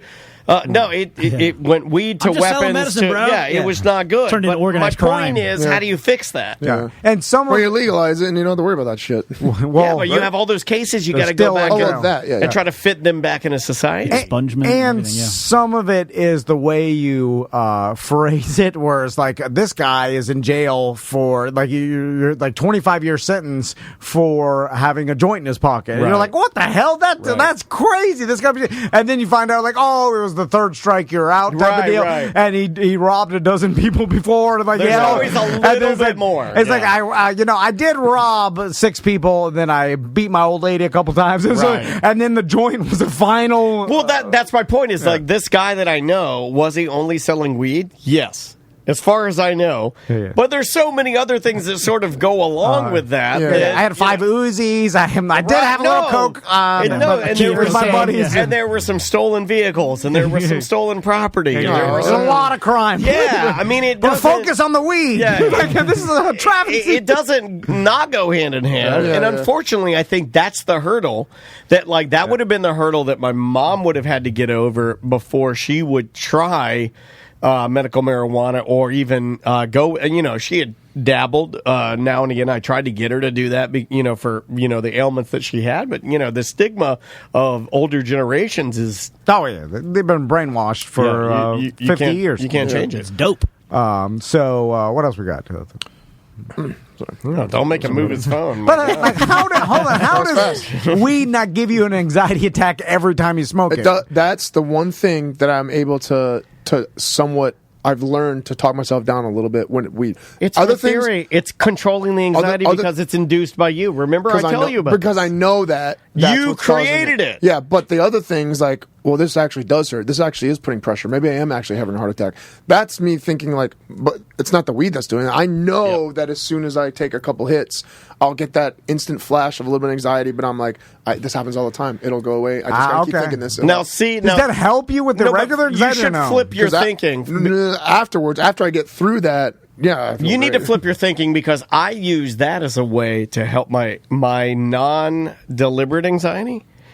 I control, like, remember, it's been the joke forever about me telling you, like, I love to ride the dragon. And you're like, you're a fucking crazy person. But the reason I do is because I know that I created that anxiety. That's my anxiety. You control, yeah, you captured it's mine. Yeah, it's my Pokemon. It's like it's mine. I created it, so I can control it. So I try to do that with my other anxiety. I'm just not good at it. Yeah. It's you're fearing this dragon that's about to flying around, always about to get you. But then when you capture it, you're controlling the dragon. Yeah, once you can control it, it's great. Next story: dozens of states and the federal government sued Facebook on Wednesday in twin antitrust lawsuits. You guys didn't talk about this yet, right? No.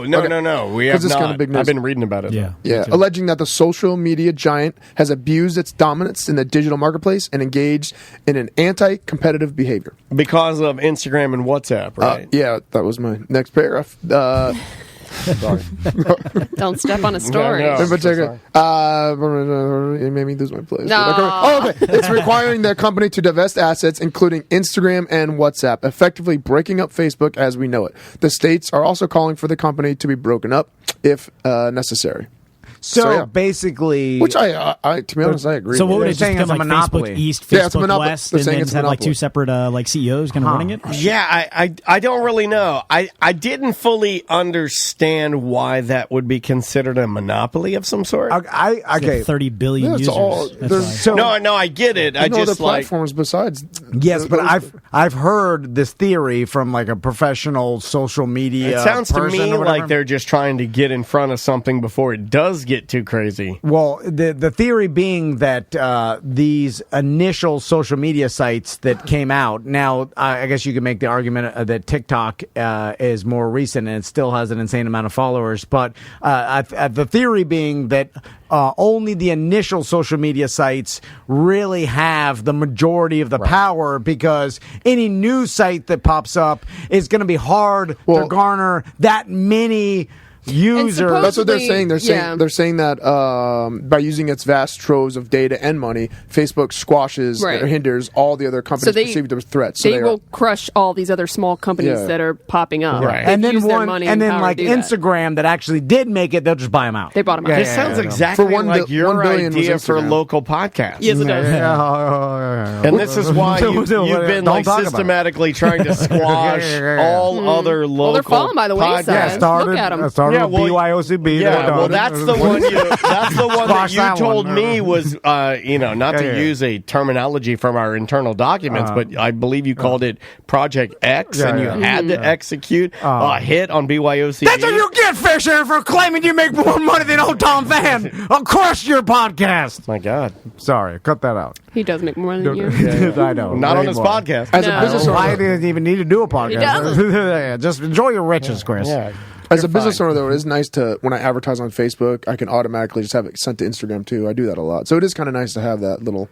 we don't do any of that. I don't believe in social media. So they'll be forced to sell Instagram to a different company. And WhatsApp. And WhatsApp, which I like WhatsApp, too. I use that for all my manager conversations. Now... Never used it. So... It's great for encrypted messages. Yeah, I have nothing to hide. What am I sell grenades on there. What is Instagram, as of right now, what is that even worth? They sold it in 2012. I just read for $1 billion. So now, and they bought WhatsApp for like $19 billion. Doesn't okay? So I mean, it's got to be worth 5 times. But according to Bloomberg intelligence report, Instagram was worth $100 billion by 2018. Oh my God! No, but my point is, hearing that when you said they bought Instagram in 2012 for $1 billion, I'm like, that is a steal. No shit. Yeah.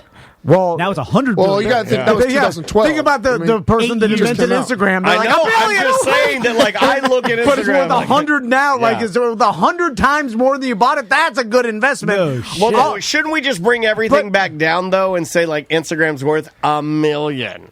Maybe we got to start over. So, it's getting too crazy. How big? Money. Yeah, we got to reevaluate everything and bring it back down to, like, normal terms. So what? Like, how many employees does Instagram have? Like, how many offices do they have? That, like, all I know is it's impossible to get a hold of anybody if I have problems. Like, I want to change something. That's true. Yeah. Is it thousands of employees? Oh, yeah. Like, plus, they won't give me my check mark. Okay, so I got it on Twitter. But I get it on Twitter too. Yeah, that's all I got. Twitter's easy to get it. But I never know with these tech companies and these social media companies because like you can imagine it's like, all right, how many employees does Ace Hardware have? They're definitely overseas. They have over like 300 million daily users. How many employees do you think they have? And this was in 2017. Okay, I'm going low because because it doesn't 35. Hold on, I'm going. They have 2,500 employees. I say 150. Butler, you want in on this? Yeah, I'm going to go with 5,000. I'm low. 450 employees. I was closest. Yeah, you were. I was to the pin. Wow. God, even if that's double, you get No wonder you can't get a hold of anybody there when I fucking read them. Well, wow. You've got $100 billion company with, like, even if they doubled that now or tripled or whatever, so say over 1,000 employees, like just over 1,000 employees. In this company's worth $100 billion. That's insane. Like the amount of overhead it takes to run is nothing. Yeah, because they don't have to get back to you. It's all profit. Well, there's really nothing to run, I guess. But and it's all automated too, because if you want to advertise, I bet it gets broken a lot. Advertising is easy. They don't do anything. They check it to make sure it's. No, I gotta send Butler to drive to your place and have a meeting with you. You just go online and you're like, I want to pay you. Thank you. No one does it. You are constantly having to have multiple checks and balances for child porn and just garbage. I bet they hardware issues on top of that. They probably just hire armies of Indian. Well, first of all, they're going to have just layers and layers of code that needs to be written. Just isn't that included in the employees? I don't think because that's 1099. I mean, so that's not your employee. So there you go. That's where most of the people are. Then I bet you there's armies of Indian 1099 workers for a separate company that they monitor all the porn and there's a lot of computer software that just does it. This is from our Twitch chat room, twitch.tv/Tom and Dan Live. Frashino says, WhatsApp was created by a graduate of Lake Howell High. Really? Huh. And he donated a ton of money to the school. We should reach out because I know that talking to a tech billionaire or a person that did it is not, he probably doesn't get a ton of people asking to hear from him. I wouldn't imagine. I bet he sold it early. Yeah, let's see if we can reach out and talk to the guy. That'd be cool. Man, that's the new invention, right? You're hoping to the app. Yeah, like you're hoping to invent or come up with the next app or the super popular. Although. That's gotta be. I had a buddy who's like brother, winning the lottery, right? I had a buddy's brother. He invented an app back 20 years ago. It's called Seat Guru, and it judged every flight seat on every single plane, so you could actually get whatever the most access to, closest to this, closest to that. And he sold it for a lot.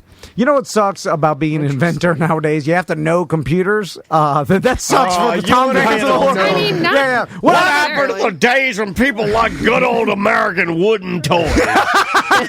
I'm a goddamn puppet boy maker or a big wheel. I'm a wooden train maker. Like, what happened to the days where the average inventor dad could go into his garage where he tinkered with stuff and then he gets the spring out he whittles the wood and then he puts it. Then he's it's a tiny little thing we hang on the wall to put all of our keys on. Great idea, Papa. Now I can't. Now it's. I don't even know what the first step would be to try to write. Think about it. Walk us through your process. Okay, our first process. Designing Tom Van. Here we go. Walk me through the process. I'll help you. So I go on my computer and then I turn it on. Wait, I thought you were going to your woodworking bin. No. If I try to develop an app. Okay. Please, don't even try this. I go to my computer. You type in Poolbur and see if anybody's done it. You can't even figure out his email. I would go to a piece of paper first and draw what the app icon would look like. That's the first thing I was thinking. That's the funniest thing you've ever said because that's what podcast people do. They're like, first thing we need, a name and a logo. And I'm like, no, you need a show, you dumb-dumb. Well, then I go on Discount Mugs and get the logo. Fuck those motherfuckers. And then I get some polos with my logo on there. That's the first step. So like me and my employees, which I imagine just Butler. So the name of the show is Having a Beer with Mike. Here's Here's our logo. And then I log on my computer, and at first, a pop-up of Butler's iTunes comes up that I can't ever get off, and I'm exiting that out. And then I realize I can't exit out. It won't go anywhere, so I just have to bring up Safari in front of it, so it's just hidden behind. I'm like, all right, that's good. It's gone. I can't see it. It means it doesn't exist. And then I go to Google, but to get to Google, I go to Ask Jeeves, and then I search Google and Ask Jeeves. Well, then I search Yahoo News a little bit. All right, so what is your invention? Well, then I have to figure out how to write the code for the app. I thought you were going to hire people to do that. Yeah, well, like Indians and... What is your app going to be? Yeah. A social media app? Yeah. Okay. I envision an app like you could post your pictures, right? Okay. Ooh, hold on a second. You got something here. At first, I thought he's just going to come with the same idea everybody's got, but hold on. It's called InstaVann. That might be the name of the show. Here's the thing. This is the hook. It's only pictures of hooks. When I say things, I'm so literal. It's all different types of hooks. It's like, oh, this one looks like a drunk octopus. I love that one. I do love that one. I love Hookgram. That's why I'm laughing. Butler, mail it to yourselves. All hooks. It's called Plenty of Hooks. Plenty of hooks. All right. I wish Rate My Poo was not a thing. It's still a thing. I know. I wish it wasn't invented because that would have been a good Next story. story. All right. Here's a feel-good story.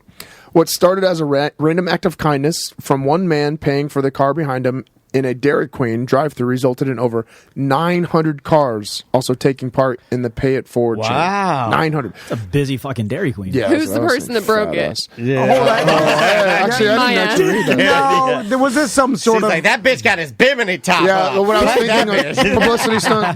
This screams like some See, I was thinking local so, too. radio station publicity Yeah. stunt. It was like, hey, just go to the local Dairy Johnny's Queen. house did this thing. See, it's holiday spirit is not dead. And that's coming from Big Frog in the morning Because grill. there's no way that would naturally happen. Someone would be like, "Fuck that! I'm paying for the person behind me." Like because you'll do. I bet if you talk to a drive-through person, this happens every once in a while, probably near Christmas or whatever. But the chain probably never goes past 8. It says right here, 15 and then are or you 20. a dickhead if you ask how much the order is for the person behind It you? actually 'Cause goes- if it's too much, I'm not paying. You are a bit of a dickhead, but you are allowed to ask. Yeah. I always do now because remember, I got that one time I came in, it was like $27 worth of donuts. I'm like, God damn. Yeah, you got a $2 free this coffee. fucking lady, I was like, either you're morbidly obese or you're buying for the whole, office. because it was Yeah. two of those Mug of Joe, Big Joe things, and all the donuts. I'm like, God damn, I just wanted a iced coffee and a donut. The average chain, though, does last longer than what you think. What do you Really? think the average chain? What do you think? God, I said it. I'll be surprised if it 5 doesn't pass cars. I was going 8. to say 5. I said 8. 15 to 20. Really? That's what I was about to say. Wow. Pretty good, man. Sure, Butler. Now, So the drive-through was in Brain Nerd, Minnesota, 100 miles north of Minneapolis. Is where this happened. Minnesota. And this usually happens at coffee drive-thrus, right? Because the price point is Yeah. I would assume, reasonable. Like, this doesn't happen at McDonald's Or Chick-fil-A or something. Yeah. Like, I feel like that It happened for 2.5 days with over 900 cars, raking in $10,000 in sales. Which it seems like that's not a lot Definitely of a stunt sales. then. I That's think it's- fake. If it's 2 days, it's definitely a stunt. Yeah, you mean to tell me that every person was aware and opted in? When the customer The came to cashier's the got to be egging it along, like, hey, they're paying. Do you want to do that? Yeah, let me tell you what he said. The next customer came to the fast food chain's window. Jensen explained what the man in front of them had done, and the acts of kindness continued to multiply because the guy. I don't think you're allowed to do that. I think if you are the person manning the drive-through, I think if you say anything to alter, you've ruined it. Yeah, I kind of feel like you have, because at that point you're just the spirit of it is dead. Yeah, you killed it. Yeah, because he said he gave updates to every person coming to the window. No updates. No, it's fake. Fuck that. Now I'm mad. It doesn't matter anyway because you're paying money regardless. You ruined To Christmas. make this legitimate, all you could say is, "Hey, that person in front of you paid for your order," and then that's it. Yeah. And then you have to see if that spurs and then a if they person. say, "Well, what's the next order?" I'm sorry, the rules. You gotta say like that. I think under the spirit of this, you could tell what the next order, like the How amount. much was it? Well, the next order it's going to be like $80. The guy behind you can only drive. He's in a like a hover machine. Yeah, if this wasn't some sort of radio stunt or TV thing or like a company stunt, I would be super surprised because for sure one person would have refused to pay. Like, I mean. Out of 900 cars? Yeah. There's no way. Because even if you said, like, hey, everybody else did it, we're on 450, some dickheads would be like, hell no. My dad would be like, fuck you. Yeah. You know, like, there's no way. No, actually, he wouldn't. He liked doing that stuff. I hate all the corporate Christmas. We want to make you feel. All you care about is money. Let's just be like, you don't give two shits about. There is a war on Christmas right now. I don't know if you know that. But it's all corporate BS, and none of this is legitimate. That corporation will step on your skull if it meant they could get $10 more. But what makes me feel better as a consumer and as a human is that corporate Christmas is fake, and so is real Christmas. Yeah. It's all fake. Yeah. So there, if you think about it like that, you're okay. Yeah. It's all driven by capitalism. Oh, they were posting this on their Facebook page too. To promote it. Yeah, they were giving live updates on their Facebook page, the Dairy Queen. Yeah, well, guess who benefited? The Dairy Queen. Exactly, They made $10,000 in 2 days. Yeah, great job. You helped no one. Yeah. Because everybody's still paying. Also, by the way, everyone's still paying. And getting fat. How good does that make you feel buying the guy behind you Actually, this is great coffee? Marketing for the Dairy Queen manager for sure. Yeah, I would show up just to fuck it up. What if it never even started and he ate the sale for the one and then...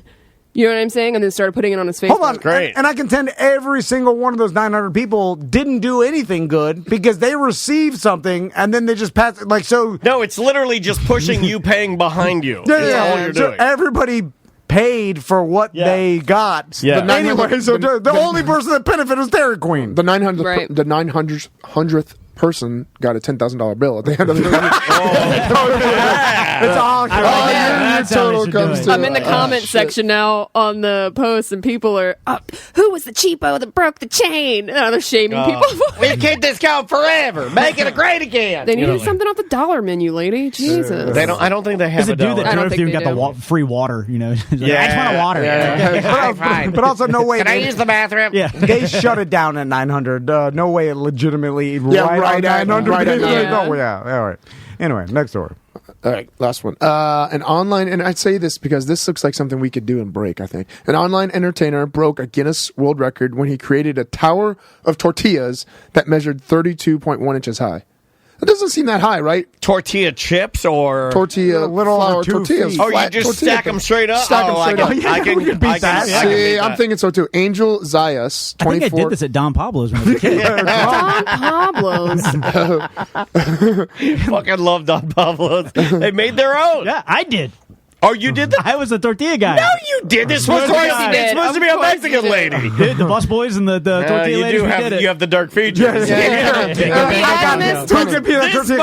Wait, are we adding this to the tortilla? I mean, he has been everything. He's been a skydiver. He's been a terrorist. He's been a fucking tortilla maker. Hold on, you were the Don Pablo's Uncle Dijon. He's been Uncle Dijon's maitre d' at the restaurant. Emma Stone.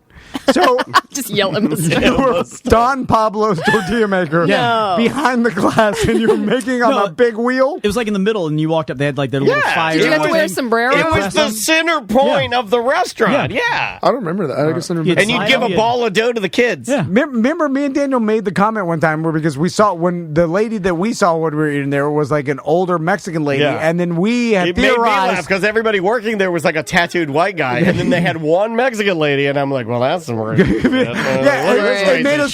made us theorize that they used her because it was more stereotypical authenticity. They're like, you have to stay in here, Carmelita, because it's authenticity. Yeah, you don't want the guy that looks like Justin Bieber with a neck tattoo. You're like, this kills it. Whoa, you want the old umbrella. He's making his tortillas. She looks like she's from old timey Spain making the tortillas. I make tortillas. I make them great. Yeah, so 31 inches seems like nothing. I feel like it said it took him 3 hours to stack that. 3 hours. And he prepared for the record by practicing with various different types of tortillas to find a variety that stacks the easiest. I think Butler could beat that Monday. Hold on. Challenge accepted. And we could run to Publix because they come in stacks of like 20, 30. right? Or 30. But like we could just go buy enough to just put stack. It could easily higher than... No kidding. I can stack tortillas from here to our drop down. Guaranteed. I feel like 6 foot easy. No, I'm telling you, I but bet it's my gonna daughter... start leaning. No, it will not. It feels like it mushes on itself, like it would. No, you just watch it and you do it in big stacks so you can balance. I could stack them to the lights. I know I can. I'm a natural born stacker. The best part is at the end. He said when he comments, he goes, "It feels so amazing and like I accomplished a childhood dream of mine." That was what the fuck? Are you trolling? This is bullshit. Is this real? Where do you get your stories? Where is you got to fucking from the Onion. No. What are you looking at? What is that? UPI.com. UPI. What? You get your story United from Press. UPI? United Press International. That's this one. I get it from different places. That's where my Uncle Randy sees how Obama's stealing the Treasury notes. Like, what the fuck are you looking at? I go on my computer. I ask G's for Google, and then I go weird news stories. You go to UPI. Oh, you know what? You don't like my news stories? Fire me. I mean, what? You won't. No. Oh my God, that's what Ross said. You know what? I remember that day when Ross said that to Tom, and I hid in the bathroom. Well, it kind of works. Now he just doesn't unplug. It's way better.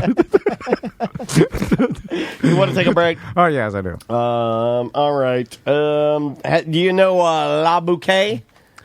What is that? It's a band. I've never heard of that. Yeah, probably not. Yeah, I know you don't listen to music. Local or no. They're out of LA. Two guys named La Bouquet.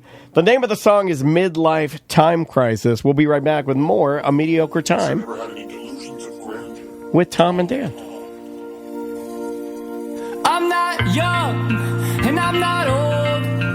I've got youth and I've got soul. I'll buy a Ferrari. He's got a Bart Merrick. What is that? That's I don't know. I was gonna normally I scream he's got a gun. Yeah, but this time I screamed he's got a Bart Merrick, meaning you are he, and who's on the line? Bart Merrick. Okay. Bam.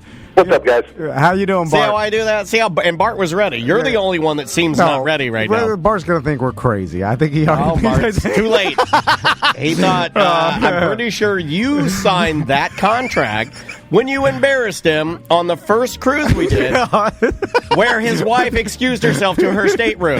So look, if you want to start, you want to do this now. You want to do this now. How dare you? I was just explaining to Bart that I don't know how our advertising works. But it shouldn't work. But it does.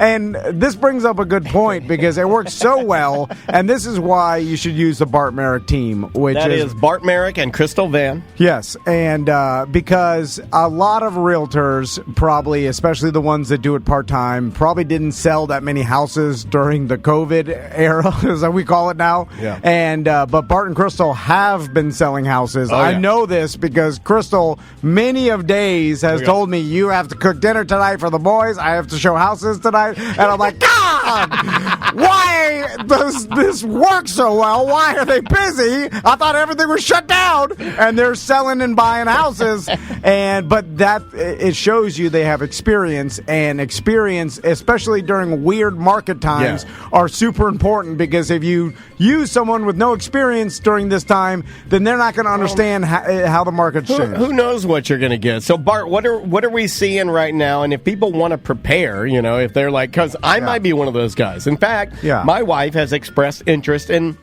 just us looking, just thinking about it, because I think she maybe wants a little more space. So what would you do, Bart?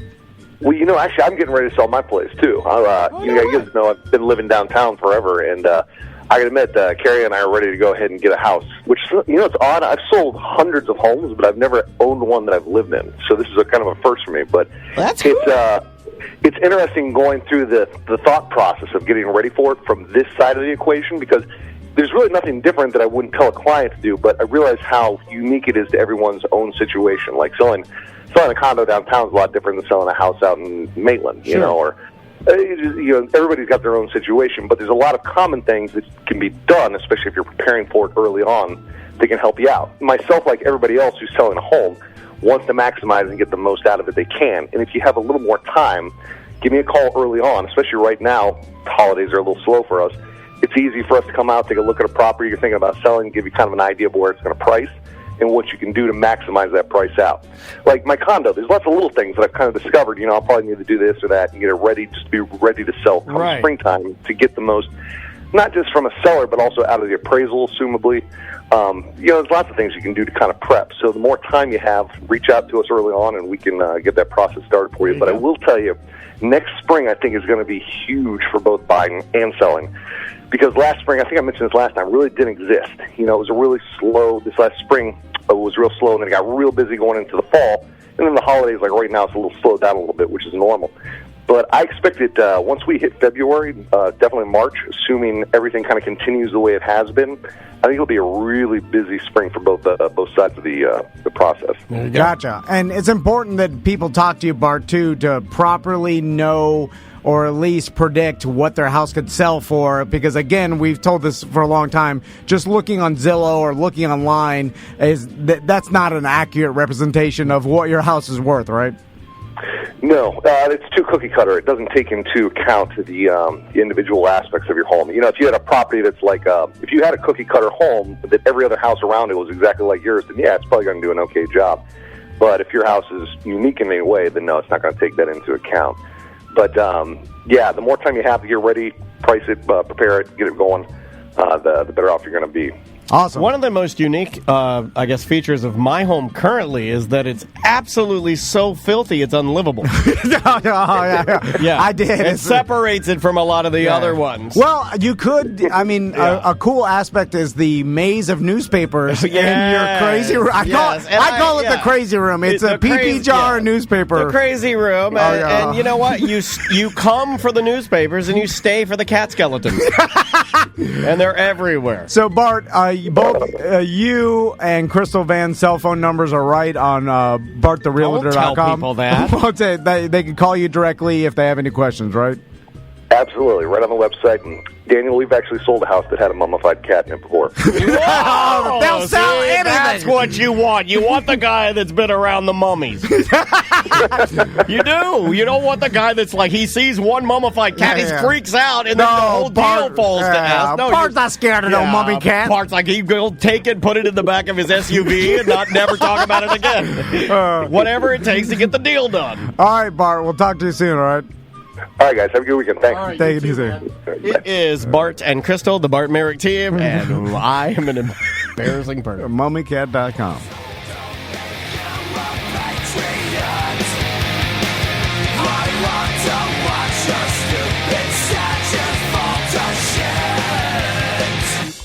That is Debt Neglector. Welcome back to A Mediocre Time with Tom and Dan. I'm Dan. I'm Tom. Samantha and Butler and Seth all here. The name of that song was Sore Loser. It's off of the brand new EP from Debt Neglector that if you buy right now, I think the money still goes to charity, but if not, still go put some money in those guys' pockets. Let's do some dump them out. All right, now give me a second because this is what we had problems with earlier. We're going to see if this actually works. So, in theory, I should be able to go back to here. Oh, there.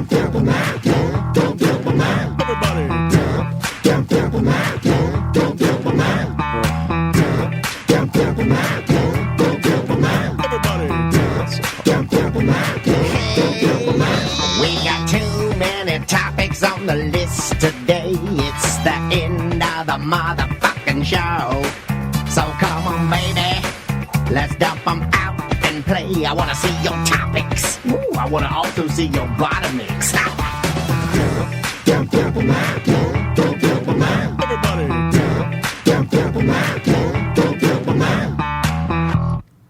Dump 'em Out brought to you by Sport Subaru, Sport Mitsubishi, right there on West Colonial Drive, and Don Mealy Chevrolet in Claremont. That's weird. Go talk to Mike Stacks at Sport Subaru, Sport Mitsubishi, or J.C. Harrelson over at Don Mealy Chevrolet, and get yourself a car for Christmas. Mike Stacks should stack the tortillas and break the record.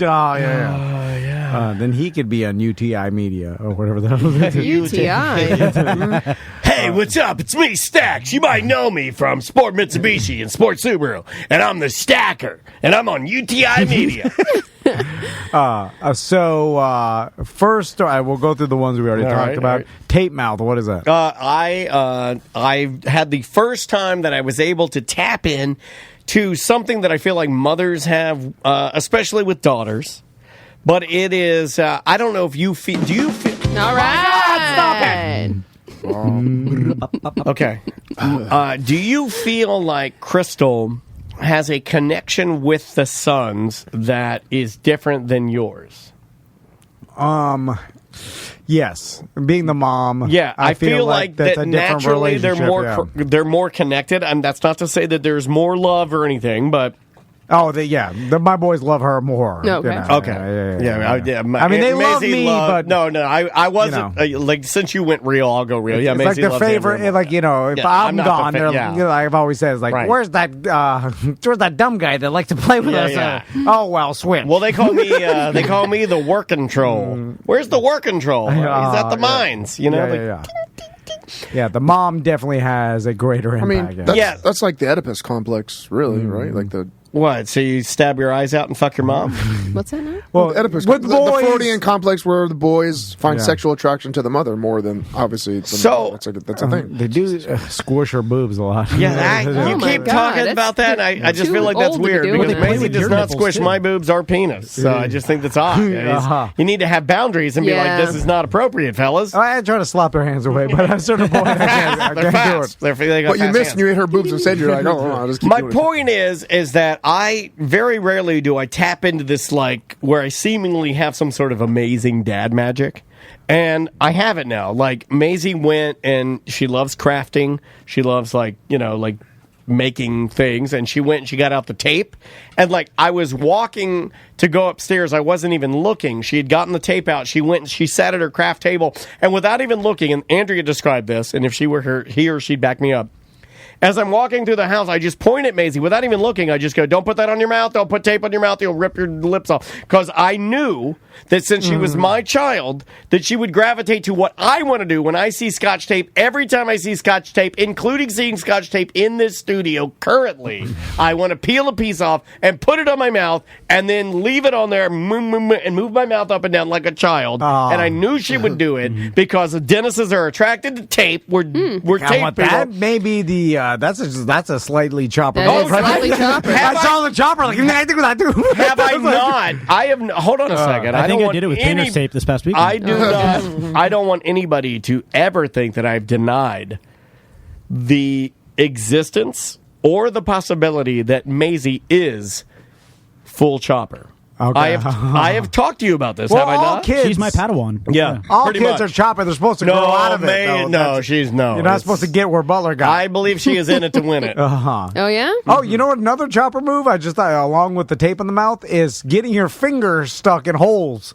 Because I feel like a lot of choppers will stick their fingers in holes. Every finger, tongue, dick. Every stepmom on X videos is a chopper. I'm the same. Like, what always the garbage disposal. Talking about? Like, you get your finger stuck in a Coca-Cola bottle and then or whatever else. Like, Man, I don't know. I don't know if that's a chopper thing, man. Digits are very important for choppers. We don't want to lose those. Yeah, but I feel like you're like, let me see if this fits in here. I feel like it's just a curiosity thing that ends up like the people that get their heads stuck in the staircase banisters. Yes. Then the fire department has to use the giant saw to cut them out. The jaw of life. Yeah. Like, I feel like all those people, they either get their head stuck or like there's a lady that got her head stuck in a exhaust pipe of a giant truck. Do you remember that? No. Yeah. That was a big ass exhaust. Was she trying to kill herself? It was like those big diesel trucks that have the big fuck you exhaust. Yeah. You know what I'm buying this weekend? Stuck her head in there. Boss Hoss. Oh, yeah, I forgot about the Boss Hoss strike. We're gonna spend all of the company's money. I forgot to tell you guys on about this. one bright yellow. You assholes. Boss Hoss trike for Andrew to drive.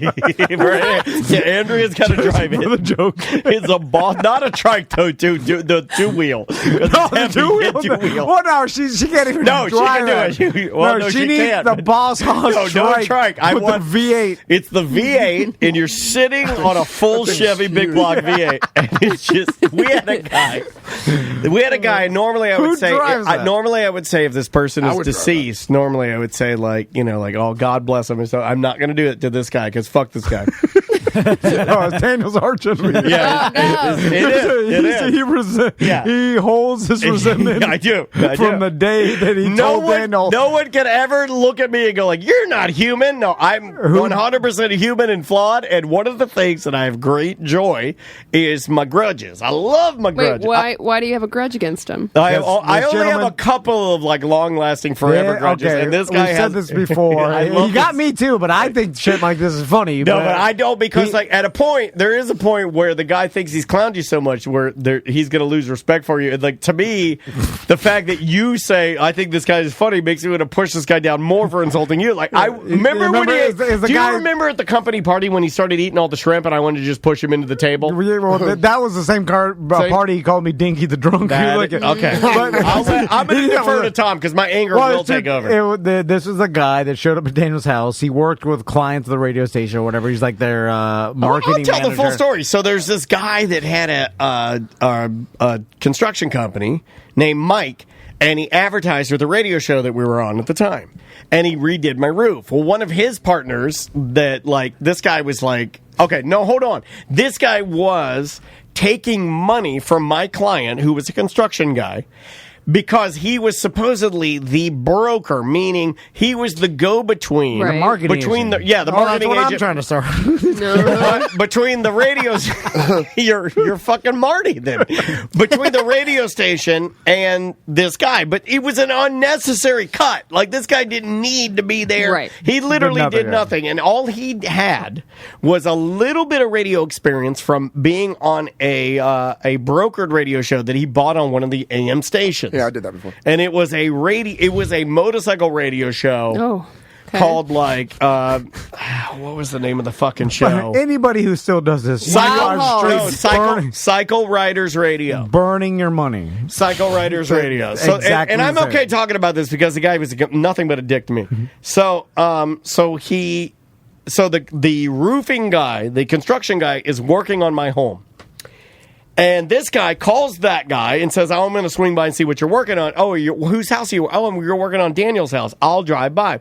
So he pulls up, and he gets out of his SUV, and he looks at my tiny house, the house that I'd sold my Deltona house, liquidated everything that I ever owned in order to buy into downtown Orlando. I didn't have a lot of money, but I used every ounce of money I'd ever earned to buy into downtown Orlando so I could, slowly, hopefully build my way up to being able to live in Orlando. It can be expensive to live in cities, any city. Mm-hmm. But this one, at the time, not good. So Marty gets out, he looks, and he goes, who died in this coffin? And when he said that, talking about my house that I'm trying to redo, I'd work extreme disrespect. I'd worked so hard. No, and I do too. I'm not saying the comment's not good. Had I been Marty, maybe I would have said that. But what comes with that is me telling him to get the fuck off my property. Right. So Mike, the guy that owns a construction company, who's literally has his roofers on my house right now, comes in, oh, guys, it's cool. No, yeah, Marty, you didn't mean it. You don't know. What is that? And they're doing, and then he looks at me and he's like, just shake hands, guys, just shake hands. And I look at the guy, and Tom. This is what Tom hates the most. Yeah. This is Tom's worst nightmare. Yeah. I've seen Daniel like this before, and I hate the. And I look him dead in the eyes. I'll use Butler as my Marty, and I go, I will never shake your hand, and I want you again to get the fuck off my property because. Fuck you!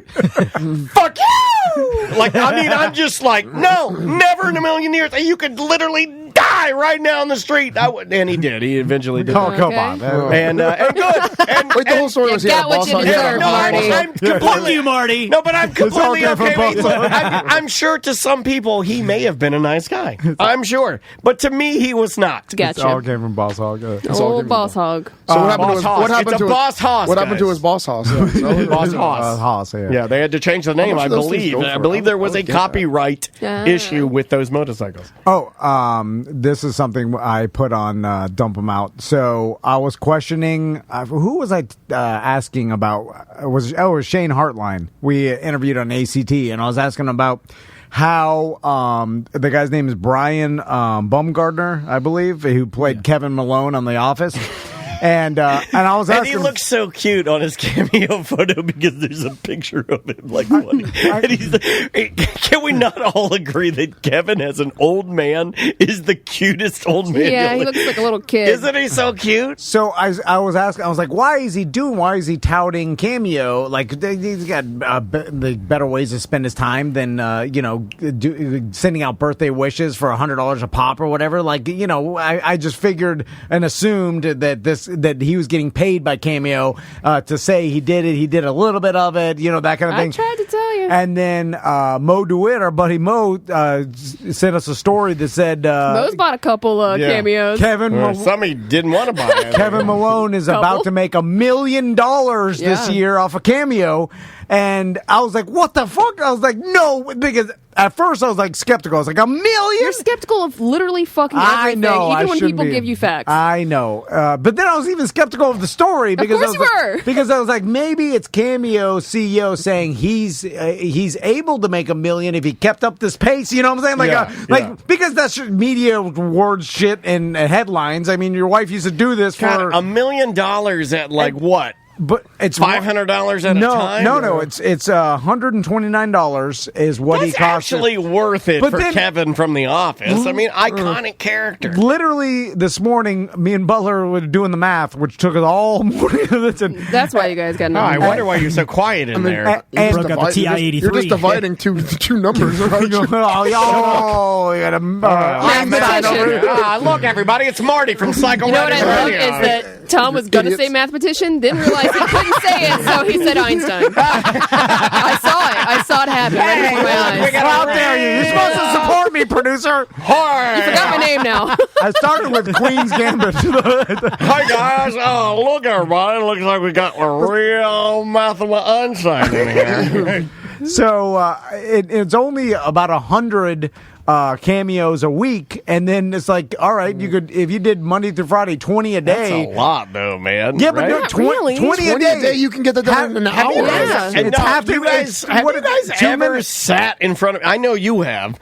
When's the last time you've sat and exported 20 pieces of audio and then exported them? It's not that easy. Well, you do 4 hours a day. I know, but I'm sure other people do that to do it.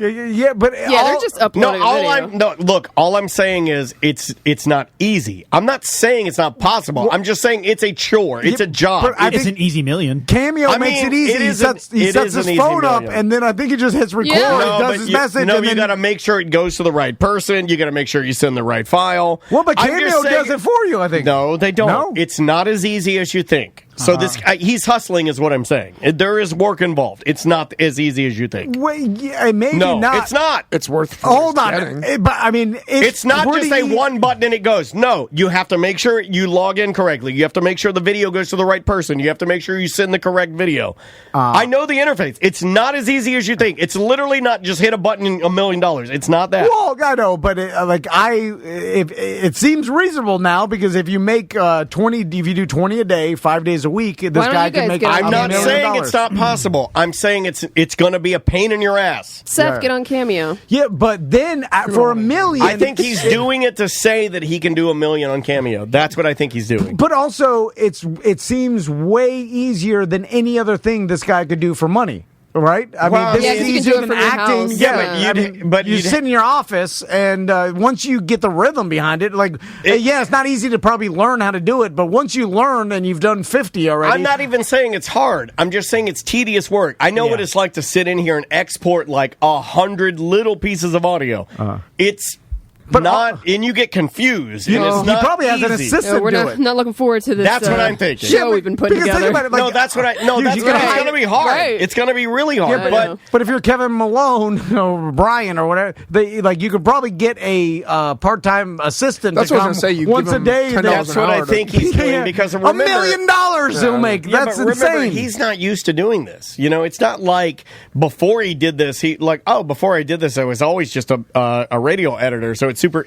I'm saying for a guy that's an actor that learns scripts, I don't think it's as easy as we think it is. So I kind of hats off to him for taking advantage and being good at what he does. Because to make $1 million off of that sounds very hard to me. I bet you somebody else is helping him do that. Yeah, it's got to be. Well, actually, his videos tell the story of him just doing it in his office. Like it seems like very amateur doing it in his office, and I assume the Cameo makes the interface for the celebrities that do it easier or make user friendly, so that more people use it. If it was complicated, I imagine. I think if you had to sit here and you're in the office and you had a Cameo account. And it would be successful. And if people said, like birthday wishes from Tom, and if you were sitting in there and you had 20 videos to do, and you had to record all videos and send them back to them, I would sweat it. I think you would have a hard time getting all 20 out and do it easily. I'm not. And I don't know the interface, so I can't. I know that's I want to be confident, but I that's don't my know point. I'm not saying you're an idiot. I'm just saying, I think we're all thinking that he has his assistant or other people doing it. It doesn't look like it. I think he has his assistant do it. It doesn't really look like it. It looks like he's actually doing it. I'm just saying it's not as easy as I think you think it is. Well, it seems like an easy way to make $1 million, though. That's all I'm saying. It's like, I would say an easier. Because easier than pouring concrete. That's true. Most of the videos are happy birthday to your aunt. So I take it back. There is a reason why they do this shit for a fucking $1 million. I think anybody would do it. I don't know. Thank you for finally seeing my side of things, Tom. Anybody would. I didn't think there was that many. That shirt requests. looks really good on you, by the way. All right. Thank you. No, I just that's the one I forgot about that we have. Dump them out. So this, pull your titties out. Don't look at me when you say it. No, I didn't. I immediately. I thought he was talking to us. I went like this. I went straight down. What's pull the tape? Your video game tales? Dan's video game. Man, tales. I've been fucking up so bad on video games. Well, first of all, and I know we're, we are running out of time. But first of all, I got an I don't know how I got it. Just going on the day you're supposed to buy the new Xbox console, I jump on and somehow I got the new one easily when everybody else is complaining. So I have the new unheard of Xbox. I guess it's the One X. Is that what it's called? Xbox Series One X. Series X. Xbox so Series X. I have that one, and then with that at the same time, I pre-ordered the game Cyberpunk 2077. Okay. My husband wants that. Yeah, so I got that. What is and that? so the game just came. I picked it up yesterday. Actually, Andrea picked it up yesterday for me because we were here working, and she loaded the game for me, and then the patch loaded. Didn't take long, maybe 2.5, 3 hours.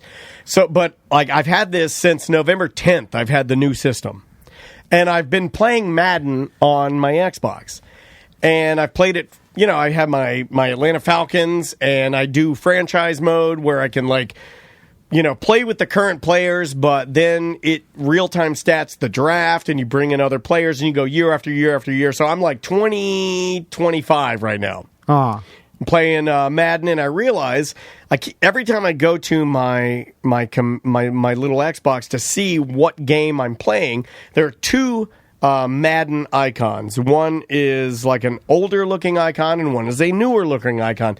And I've been using the same one that I saw on my older Xbox. And I've been playing this game for literally a month. And I didn't realize until yesterday afternoon that dumb old Pop Dan, who prides himself on trying to be, good at computers or, video games, I have been only playing the older version of Madden, the Xbox One version, not the 8K or 4K or big, version. I've been playing the old version of Madden the entire time, bragging to everybody here about how the graphics are better. And yes, I'll say graphics. Okay. How the animations, how everything is tip-top and better than it's ever been. Meanwhile, I've never seen the new Madden. You're a liar. I am a liar.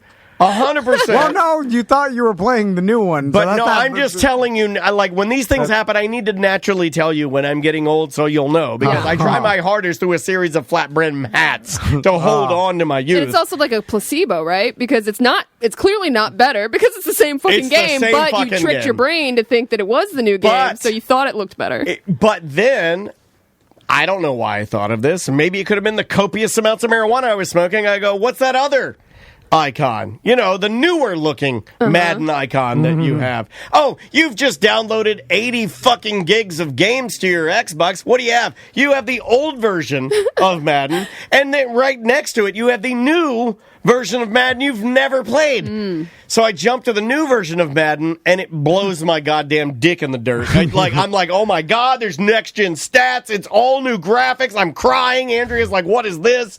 It's louder. The screens are bigger. And like, so the entire time I'd been bragging to all of you about how my Xbox Series X was better.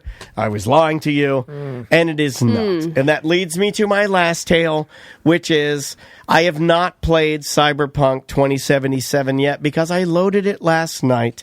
My wife worked hard to load the games for me, so when I came home, I could just sit on the couch and play it. My God, you got a good wife. Holy shit. And then Maisie came home. No, you're loading your games? So you get home? Oh my God. No, but she just... I hope people are hearing this and mad. No, she just wanted... I'm mad as everybody else Don't needs to be mad. She just wanted to watch her shows in peace. And the easiest way to watch her shows in peace is to help me by loading the game. So she loaded the game. Well, literally, you put a disc in and she's doing nothing. It's doing its own thing. So I sit down to load the game and Maisie saddles up with me. And I love you. And my little May is right there. My little mini me is sitting there with me. And we're going to create our character because in playing video games, there's only a couple things I know about May. And the game isn't that important. But creating the character, the facial features, the hair, that kind of stuff, she loves it. So Maisie, sit here with Dad. Let's make my Cyberpunk 2077 character. What are we picking, May? A guy or a girl? Let's go girl. No. Daddy wants to be a boy because it's his game. Let's pick boy.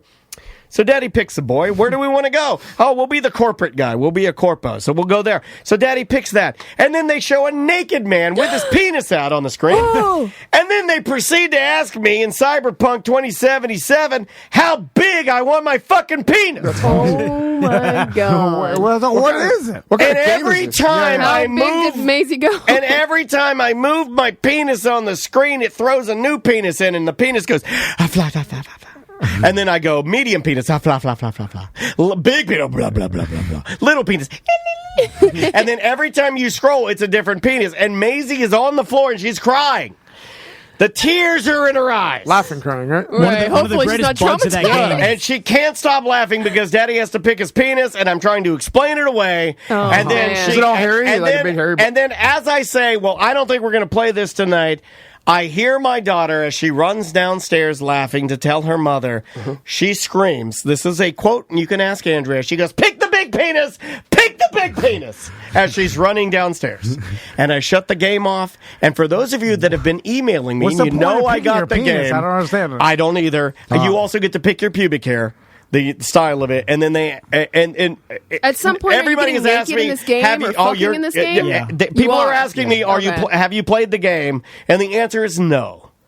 All I got to do is pick my penis, and then I shut it down. I know there has been a series of glitches in that game where the dicks just edit out. I mean, and they flop out of the pants on accident. So when you play the game, your dick will just be hanging out of the pants. What kind of This game is trolling people. Is this a fighting game? Is this a music game? It's a role-playing RPG. Still don't know what that means. Me and Seth are... I don't play video like Grand games. Theft Auto just in 2077. Like open world type Open world. shit. So I have decided that I can no longer play... Did you pick the big penis?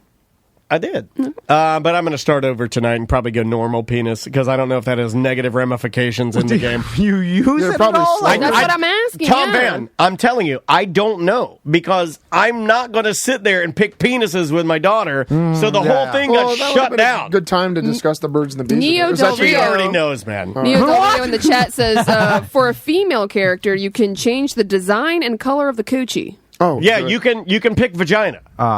Like big, what kind of design change? Yeah, what kind of design? I didn't get that far, but my pubic hair is a little clip, medium clip, big clip. No, my pubic hair was a heart-shaped patch above my. I did a big cock, and it's uncircumcised. Big old flaps. The normal is circumcised, the little is uncircumcised, and the big is uncircumcised. But the normal is circumcised. That's right. No, it makes sense. Most people normal circumcised.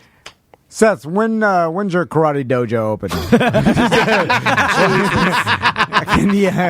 does that work? Do you have to go in? Transition. That's a great. You have to go in and show your penis, and you get to pick. Yeah, that's been part of my stress the past few weeks. Is my permit application has been denied 3 times. For what? But I finally got it approved yesterday. Like yesterday was a huge weight off my chest. Like I got like emotional because it was like finally okay to pass, and so we could actually start doing stuff now. Do you have to get a special permit for karate?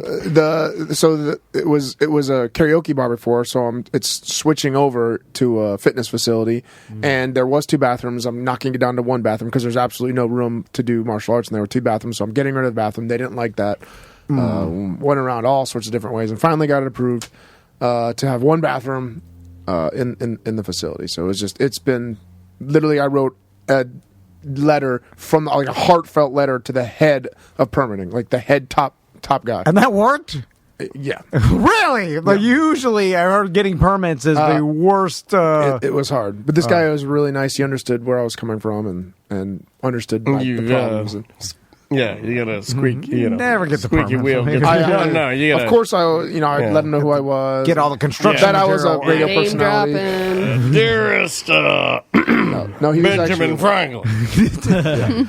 So hopefully, my plan was to have it open by the end of this month, but now it's looking like it's gonna be end of January probably. As long as we get everything done and passed and everything. New year, new you. Yeah, exactly. Seth's Dojo. It's actually been doing really good. Like average, I'm getting a lot of new students just already. Like people coming in and how's their penis size? Like that. I'd say medium to medium large. Well, speaking of the new year, a lot of women actually. So I don't know. If you want to go to the jungle, lose some weight, do some MMA fitness. Yeah, that's been blown up to like crazy. This is your kickboxing and this is karate thing's totally separate. Yeah. This is when you get all those white whales come walking. So if you're interested in doing any sort of Brazilian Jiu-Jitsu or kickboxing or our Jungle Fit class, which is our fitness class, go to jungleorlando.com. If you're interested in doing a more traditional approach to your martial arts training, also getting a great workout and learning self-defense, karateoforlando.com. And follow me on Instagram at SilverbackSeth. Are we done? Is that where I'm to plug in? We're done. You got whippy ropes. I like some good whippy ropes. Battle ropes. Okay. What'd you call them? Whippy ropes. Whippy ropes. Whippy. Your whip ropes. Battle ropes, yeah. You got that? We have a bunch of them, yes. By the way, can you do the battle ropes again, Tom? Someone clip that. By the way, if you're ever in a real battle, there are no ropes. Very weird. Also, but you're sledgehammering people in the face like this, and it's the same movement. You and I yesterday, real quick. Don't do that. I feel like I have to say this. You and I yesterday were extremely mean to Mike B. Oh. And we made fun of him and his nose ring and his mustache. He sent us a really heartfelt 600 episode message. I wanted to play just real quick. I was bowling him last night on Dan. BD. Mike B from the Ono Radio Show here. And I just want to say congratulations on 600 episodes. It's been one hell of a ride listening to you guys the whole time, from episode 1 when Will Connell, Trombone Will, introduced me to you guys. Yeah, they're friends. Damn, it's been hilarious. Appreciate you guys and the community you built. Just wanted to say cheers, man. Have a good one. Does that make you feel bad, like knowing that? Sound like a businessman. Yeah, I like the old Mike B. No, I deleted it. No, it was too sad. It was too sad. Hey, new year, new us. I was like, I can't do it with the, I'm like, no, that's the Mike B I like. No, he sounds like a creature. I don't like business Mike B. Well, he's working at a diner now. He's not. Business B. He's no longer working at the old T Flats. He's like, he's a respectable diner chefman. No. He's giving old people delicious breakfasts. He's cleaned up his act. He's got a smaller nose ring, smaller mustache. He's about to cut off his mullet. Yeah, I heard he's cutting his mullet off. I heard he's a genius, too. That's what he tried to tell me. He did try to tell you that. Tried to tell you that. Then Big Tim said he was a genius. Like, the number Then he want to have a trivia off, and then... Based on that thread and that thread alone, I know a lot of geniuses. Right? That thread is what made me go away from the bit. Because I was like, if these are all the geniuses we got, I'm like, I already talked to him. You know what?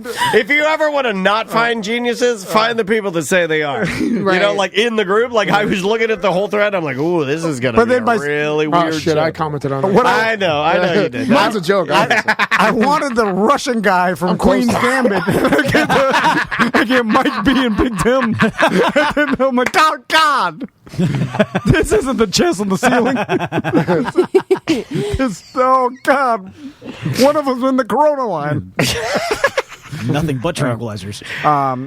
Samantha, who do we got on semantics? We're actually doing a kind of a little mishmash of some of it'll just be me and Travis, my husband, and we're going to be going to our annual Whiskey and Politics Christmas party this evening, so we might get into some antics over there at old Smooth Nipples' house. Oh, yeah. So, are you going to Usually it ends in a cannonball in his pool at 2 a.m. I would like to touch his naked belly. Do you guys wear masks there? I just want to rub it. I bet it's smooth. Like my daughter, your boys probably have this. Younger humans have a smooth belly. I bet. I was about to say, I bet his baby is the smoothest baby in the world. God, that little baby is now probably just a real smoother. He's got smooth genetics and mixed with baby. Babies have the smoothest skin. If you put oil on him, you could never hold him. He'd just be flying through the air. It'd be like literally you have to keep him in a vacuum. He's so smooth. He's that thing that you get at the science center. You're like, I can't hold on to it.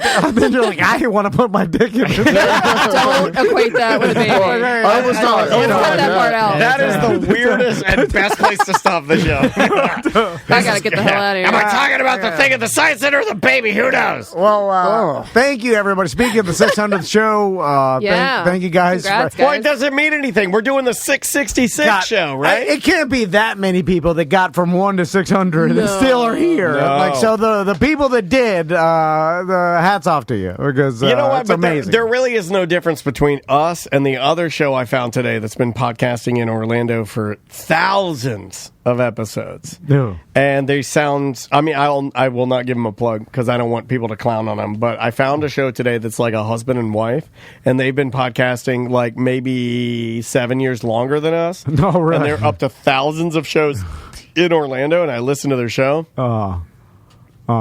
And it's you know, and then I'm like, there's really no difference. Yeah. No, but there isn't. Yeah. Because No. it's just, you're just doing a thing, and it might work or it may not work. I don't want to be mean to them. So if you've been listening to us for that long, we appreciate it. If you came on later, and if you're listening to us now, we appreciate it. And we always appreciate people listening. Yeah. If you want to check out us live on Twitch, twitch.tv/Tom and Dan Live, on YouTube, also Tom and Dan Live. This should be up this afternoon.